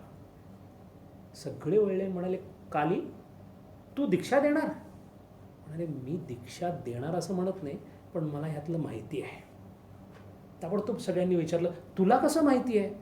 ते म्हणाले, पहा, सगळे रामकृष्ण गेल्यानंतर सगळे पसरले होते ना वेगवेगळ्या ठिकाणी, तसा मी गेलो होतो. बाराबार नावाचा पर्वत आहे. कुठे? बाराबार हिल्स म्हणजे ओरिसामध्ये आहेत, त्या जगन्नाथपुरीजवळ आहेत. तिथे अजीविका नावाचा फार पूर्वी एक धर्म होऊन गेला अशोकाच्या काळामध्ये. त्यांनी ते खोदलेल्या गुहा आहेत. त्या गुहेमध्ये ध्यान करण्यासाठी कोण गेलं होतं? अभेदानंद गेले होते. ध्यानात बसल्यानंतर तिथे एक दशनामी साधू आला होता. त्यांची आणि त्यांची ओळख झाली होती. त्यांनी दशनामी साधूला विचारलं की तुमच्याकडं पुस्तक आहे ते काय वाचतंय? तर ते म्हणाले, बाळ, मी दशनामी आहे आणि मला शिष्यांना दीक्षा द्यावी लागते, म्हणून मला दीक्षेचा अभ्यास करण्यासाठी माझ्या गुरूंनी सांगितलंय. त्याचा हा ग्रंथ आहे, त्याला विरज होम ग्रंथ असं म्हणतात. अभेदानंदांनी आम्हाला जरा पुस्तक द्या असं कोणी म्हटलं नाही. त्यांनी म्हटलं, मी हे लिहून घेऊ का असं म्हणून त्यांनी आपल्या कागदांवर विरज होम म्हणजे संन्यास कसा द्यायचा ते लिहून घेतलं होतं, त्याचे मंत्र. आणि त्यांनी सांगितलं की हे मंत्र माझ्याकडे इथे बरानगरमध्ये आहेत. त्यामुळे त्यांची तंत्र अधिकारी अशी नियुक्ती झाली. म्हणजे दीक्षेसाठी लागणारे मंत्र म्हणणारा पुरोहित स्वतः अभेदानंद. आता प्रश्न असा आला, अभेदानंदांची दीक्षा देताना कोणी मंत्र म्हणायचे? कारण त्यांना इकडे बसावं लागणार आहे. तर ते म्हणाले, मी माझे मंत्र म्हणत म्हणत दीक्षा घेतो, हरकत नाही. आणि मग बडानगरच्या या मठामध्ये नरेंद्रनाथांनी आपल्या सगळ्या गुरुबंधूंना, गुरुबंधू आहेत, दीक्षा रामकृष्णांच्या नावाने घेतलेली आहे, दिलेली आहे तंत्राधिकारी म्हणजे अभेदानंदांनी. आणि प्रश्न असा आला, नावं काय घ्यायची आणि नावं कोणती घ्यायची हे काम मात्र नरेंद्रांनी ठरवलं. त्यांनी पहिल्यांदा सांगितलं, शशी, पहिल्यांदा तुझ्यात रामकृष्ण काढलं की काही जिवंत राहत नाही तुझ्यामध्ये, त्यामुळे तू रामकृष्णानंद. त्याच्यानंतर लाटूला बोलवलं, लाटू तू इकडे ये, तू अद्भुतच आहेस, तू अद्भुतानंद. मग यांना बोलवलं, कालीला अभेदानंद. मग तारकला बोलवलं, अखंडानंद. राखाल, रामकृष्ण मिशनचे पहिले प्रेसिडेंट स्वामी ब्रह्मानंद, त्यांचा अधिकार एवढा मोठा होता. ते एकच अशी व्यक्ती होती ज्याला महाराज म्हणायचे. स्वतः नरेंद्र त्यांना महाराज म्हणायचे. या ब्रह्मानंदांचं परत एक चरित्र वाचण्यासारखं आहे, या प्रत्येक शिष्यांचं चरित्र वाचण्यासारखं आहे, पण तो खूप विस्ताराचा विषय आहे. या ब्रह्मानंदांची एक गोष्ट सांगतो, म्हणजे शमदमाचा अभ्यास कसा झाला हे कळेल. हिमालयामध्ये त्यांच्या प्रकृती अस्वास्थ्यामुळे डोलीमध्ये घेऊन जात होते त्यांना हिमालयामध्ये. तेव्हा हिमालयामध्ये घेऊन जात असताना डोली घेऊन जाणाऱ्या माणसाचा पाय घसरल्यामुळे पूर्ण डोली घडीत पडली. आता पडलेल्या या सगळ्यांना आहेत की गेलेत, काय झाले काय माहीत नाही. त्याच्यानंतर बऱ्याच वेळाने लोक खाली उतरली. अर्ध्या पाऊण तासाने ती डोली कुठं आहे ते कळालं. त्या डोलीचं सगळं तुकडे तुकडे झाले होते. एका बाजूला ब्रह्मानंद महाराज बसलेले होते, म्हणजे असे पडलेले होते. मग सगळ्यांनी विचारलं, महाराज लागले काय? म्हणाले, नाही. मग तुम्ही पडलात का? म्हणजे हो. मग तुम्हाला काहीच कसं वाटलं? नाही वाटलं. मग तुम्हाला भीती नाही वाटली? नाही वाटली. मग काय झालं असतं? झालं असतं. मग तुम्हाला आनंद झाला नाही? काय झालेलं नाही? नाही झाला. इतक्या प्रसंगामध्ये सुद्धा त्यांचे जे बाकीचे गुरुबंधू आणि शिष्य होते त्यांना आश्चर्य वाटलं की एक क्षणाचा सुद्धा विकल्प मनामध्ये आला नाही. अशा परिस्थितीमधले ब्रह्मानंद होते. या सगळ्या ब्रह्मानंदांचं नाव, राखालचं नाव ब्रह्मानंद असं त्याने ठेवलं. आणि मग स्वतःचं नाव काय घ्यायचं? म्हणून नरेंद्रनाथांनी आपलं नाव, विवेकानंद हे त्यांचं नाव नाही. विवेकानंद हे नाव जेव्हा ते अमेरिकेत गेले तेव्हा त्यांनी घेतलं. तोपर्यंत त्यांची नावं बदलत राहिली. त्यांचं पहिलं नाव विविदिशानंद असं या ठिकाणी ठरलं. म्हणून त्यांनी स्वतःचं नाव घेतलं विविदिशानंद. आता विविदिशानंद असं नाव घेण्याचं काय कारण असेल? हा जो संन्यास होता, संन्यास घेण्याचे काही प्रकार आहेत. कुटिका संन्यास नावाचा एक संन्यास आहे. विद्वत संन्यास आणि विविदिशा संन्यास असे संन्यासाचे दोन मुख्य प्रकार आहेत. विद्वत संन्यास म्हणजे जर ज्ञानी असेल तर त्याला संन्यास घ्यावा लागत नाही, तो संन्यासीच असतो. ज्याच्याकडून कर्माची अपेक्षा नाही त्याला विद्वत संन्यास असं म्हणतात. आणि जो विद्वत संन्यासवाला असतो तो जीवनमुक्त असतो. तपोवन महाराज हे अत्यंत आदर्श उदाहरण आहे. त्यांनी ज्ञान झाल्यानंतर विद्वत संन्यास घेतलेला आहे, कारण त्यांना कर्माचं काहीच बंधन नव्हतं. त्यांना कर्म नव्हतं. कर्म नव्हतं म्हणजे किती नव्हतं? ते जे काही करतात ते केवळ परमेश्वराच्या आज्ञेने त्यांच्या शरीरातून जे होतं तेच. कारण त्यांच्याकडे इच्छा नसते. म्हणून त्यांना 11 वाजले भूक लागली असा कन्सेप्ट नसतो. शरीराला भूक लागली, शरीराने काही मिळालं नाही, शरीराला मिळालं शरीर, माझा त्याच्यात काही संबंध नाही आहे. एक छान तपोवन महाराजांचं म्हणजे विद्वत संन्यास कसा असतो हे सांगण्यासाठी एक उदाहरण सांगतो. त्यांच्या मागे नेपाळचे नरेश त्यांचे भक्त होते. तपोवन महाराज राहायचे उत्तर काशीमध्ये. आता उत्तर काशीमध्ये माणसंच पोचायची नाहीत, भिक्षा कुठनं पोचणार? पण म्हणून त्यांनी कधी भिक्षा मागितली नाही. उत्तर काशीला थांबायचं. आलं जेवण उत्तम, नाही आलं तर नाही आलं. आणि आलंच नाही, गेलो तर गेलो. विद्वत संन्यास. काली कमलीवाले म्हणून क्षेत्र आहे हिमालयामध्ये. काली कमलीवाले नावाचे महाराज होऊन गेले. या महाराजांच्या उत्तर आयुष्यामध्ये एक प्रचंड श्रीमंत मारवाडी त्यांचा शिष्य होता. त्यांनी विचारलं होतं काली कमलीवाल्या महाराजांना, कारण त्यांच्या अंगावर नेहमी काळी कंबल असायची म्हणून त्याला काली कमलीवाले म्हणतात. आजसुद्धा जर आपण हिमालयात गेलो, ऋषिकेशपासून पुढे गेलं तरी प्रत्येक ठिकाणी तपोवन वगैरे ठिकाणी भिक्षा अजूनही चालू आहे. त्याला भिक्षा क्षेत्र जे आहे त्याला काली कमलीवाले क्षेत्र म्हणतात. शिवानंद महाराज, चिन्मयानंद महाराज, तपोवन महाराज या सगळ्या महाराजांना ज्यांनी भिक्षा पुरवली ते हे काली क्षेत्र आहे. या काली कमलीवाले महाराजांच्या या क्षेत्रामधून सगळ्यांना भिक्षा पोचवली जाते. तपोवन महाराजांना अशी भिक्षा घेऊन कधी कोणी एखादा माणूस जायचा, कधी कोणी जायचं, नाही कोणी आलं तरी चालायचं. असं असताना त्यावेळेला त्यांना एका दिल्लीमधल्या फार श्रीमंत स्त्रीचं त्यांच्यावर भक्ती बसल्यामुळे ती त्यांना तिथं भेटायला जायची. मग अध्यात्मात आलेल्या शंका विचारण्यासाठी पत्र लिहायची. ती पत्र मी वाचलेली आहेत. एकूण 6 किंवा 7 पत्र आहेत ते. त्यातलं 7वं पत्र कसं आहे बा, ते 7वं उत्तर आहे तपोवन महाराजांचं. त्यात त्यांनी असं लिहिलं आहे, यापुढे मला प्रश्न विचारू नयेत कारण यांनी मायेचा प्रताप वाढतो. संन्यासाला कर्म कोणत्याही प्रकारचं करण्याची अनुमती नसते. कुठेतरी अशी शंका आली की या मदतीमध्ये सुद्धा ही सोन्याची असली तरी बेडीच आहे, याच्यात अडकतं, असा विद्वत संन्यास असतो. हा विद्वत संन्यासाचा जो भाग आहे, हा विद्वत संन्यासाच्या भागामध्ये 2 प्रकार राहतात. आणि विविदिशा म्हणजे जो अजून कर्मामध्ये आहे त्याचा संन्यास आहे तो विविदिशा संन्यास. त्याला कर्म आहे म्हणून त्याची मुक्ती जी आहे ती विदेह मुक्ती आहे. मृत्यूनंतर मुक्ती आहे त्याला. तोपर्यंत तो कर्म करीत राहील म्हणजे उपासना करेल. या विविदिशा संन्यासामध्ये हंसा आणि परमहंसा असे आणखीन विभाग आहेत. यातले जे परमहंस आहेत ते परमहंसांचं असं असतं की त्यांना त्यांच्या साधनेतून जे हवं असतं ते ब्रह्मपद असतं. यामधल्या कोणत्याही लोकांच्या प्राप्तीची त्यांना इच्छा नसते. म्हणजे ईश्वर प्राप्तीची सुद्धा इच्छा नसते. ब्रह्मविद एवढंच त्यांना हवं असतं. या उलट जे कुटीत किंवा उदित असे 2 बाकीचे प्रकार आहेत. त्याच्यामध्ये एक नेहमी कुटीमध्ये राहणारा, पण ज्याला ईश्वर प्राप्तीची इच्छा आहे. अर्थात ईश्वर प्राप्तीच्या इच्छेनंतर ब्रह्मप्राप्तीची इच्छा होते. स्वर्ग किंवा ईश्वर प्राप्तीनंतर ब्रह्मप्राप्ती सुलभ होते. हे क्रमप्राप्त आहे.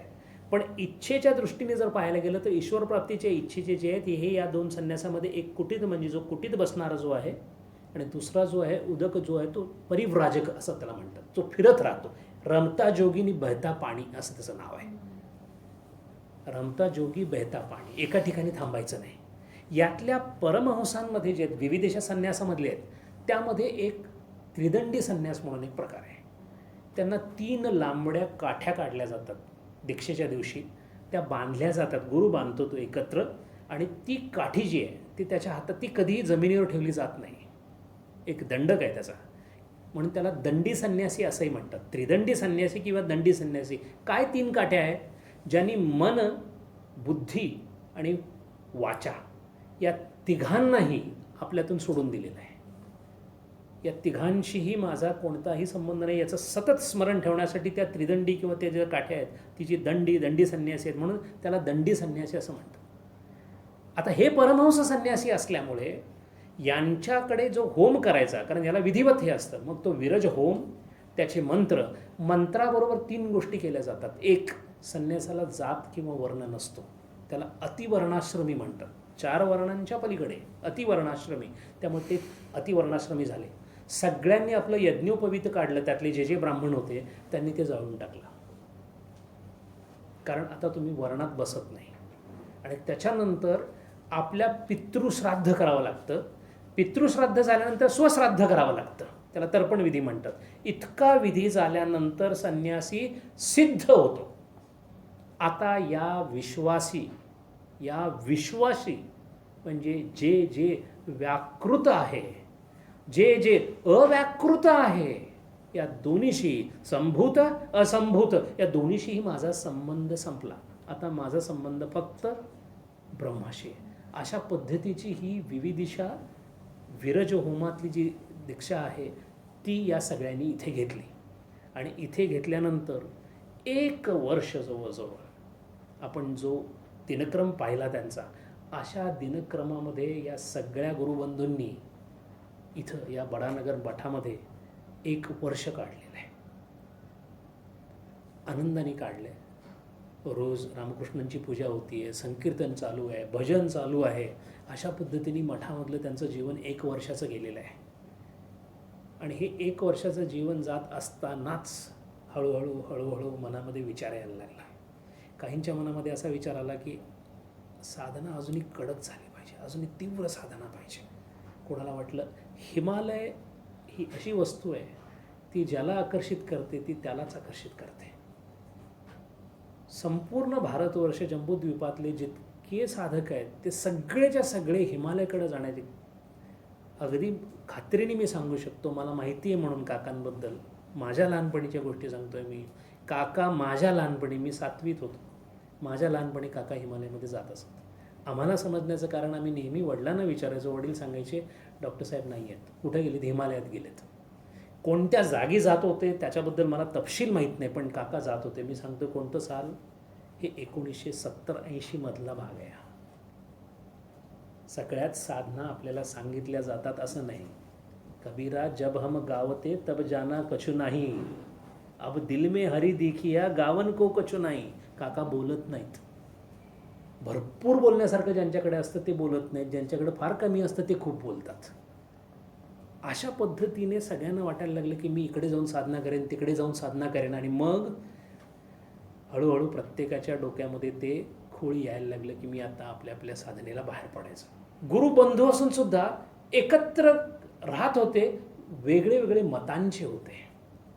म्हणून असं म्हणतात, विवेकानंदांनी वाक्य सांगितले, we always agreed to disagree. अशा पद्धतीचे ते लोक होते. त्यामुळे प्रत्येकाने आपलं आपलं ठरवायचं. आणि म्हणून साधना, साधनेची पद्धत, साधनेचं ठिकाण प्रत्येकाने वेगळं केलेलं आहे. नंतर त्यांच्या मृत्यूनंतर रामकृष्ण मिशनची स्थापना झाली. आणि इथे एक महत्त्वाचा मुद्दा असा होता की आपल्याला आपल्या गुरूंनी शिकवलं आहे आणि आपल्याला मुक्त व्हायचं आहे, आपल्याला साधना करायची आहे, ईश्वर दर्शन घ्यायचं आहे. इथंपर्यंतच आत्तापर्यंतचा विचार होता. पण पहिल्यांदा विवेकानंदांच्या मनामध्ये विचार यायला लागला की मी इतकं शिकलो, मला इतकं ज्ञान प्रारब्धाने मिळालं, माझ्या गुरूंच्या वरदहस्ताने मला मिळालं, पण या देशातला जो शेतकरी आहे, या देशातला जो गरीब आहे, या देशातला जो पापी आहे, या देशातला जो अत्यंत गरीब हालाकीच्या अवस्थेमध्ये आहे, ज्याला 2 वेळच्या अन्नाची ददात आहे, तो काय विचार करू शकेल वेदांताचा? त्याला वेदांत कोण सांगणार? त्याला वेदांत कोण शिकवणार? आणि मग हळूहळू ते आपल्या गुरुबंधूंशी बोलायला लागले की अरे असं नाही का वाटत? ताबडतोब काही गुरुबंधूंनी त्यांना झटकून टाकला. आपला त्याच्याशी काही आपण संन्यास घेतला आहे, संबंध तोडलेले आहेत, परत कसले संबंध तू प्रस्थापित करतोयस? हे अजिबात चालणार नाही. पण जे विचार नरेंद्रांच्या मनामध्ये आहेत, कालीमाता सगळं करून घेत होते, त्यांच्या मनामध्ये ती उबळ जास्त यायला लागली की मला आता इथून निघालं पाहिजे. ते बोलायला लागले आपल्या गुरुबंधूंशी, मी जाणार, मी आता परत येणार नाही, मी निघणार, मी परत येणार नाही, मी आता परिव्राजक व्रताला निघणार आहे, असं सारखं म्हणायला लागले. आणि त्याच वेळेला शशीला सांगितलं रामकृष्णानंदांना की मी जाणार आहे. त्यांनी सांगितलं तुम्हाला कुठं जायचं आहे तिकडं जा, सगळेच्या सगळे जा, मी रामकृष्णांच्या या वस्तू, रामकृष्णांच्या अस्थी आणि मी हे कुठंही जाणार नाही, हे इथंच थांबणार. जर तुम्हाला भाड्याला द्यायला पैसे नसतील, मी हे सगळं घेऊन रस्त्यावर बसतो, पण मी माझ्या प्रत्येकाची भक्ती वेगळी वेगळी होती. अशा पद्धतीने हे बडानगरमध्ये गुरुबंधूंचं जे वास्तव्य झालं, हे अशा प्रकारचं वास्तव्य होतं. प्रखर त्याग, प्रखर साधनेची तीव्र इच्छा. साधना नुसती इच्छा नव्हे, प्रत्येकाने उन्मनी अवस्था अनुभवलेली होती. म्हणून एखादं भजन चाललं तर ते 4-4 तास चालायचं. एकदा तर गंमत अशी झाली, शारदानंद गात होते, शेजारच्या लोकांना खूप त्रास व्हायचा. रात्री काहीतरी गात बसतात, वाजवतात, हे करतात. त्यामुळे त्यांनी इतका त्रास द्यायला सुरुवात केली. खाली चर्चा चालू झाली की इथे स्त्रिया येत आहेत म्हणून.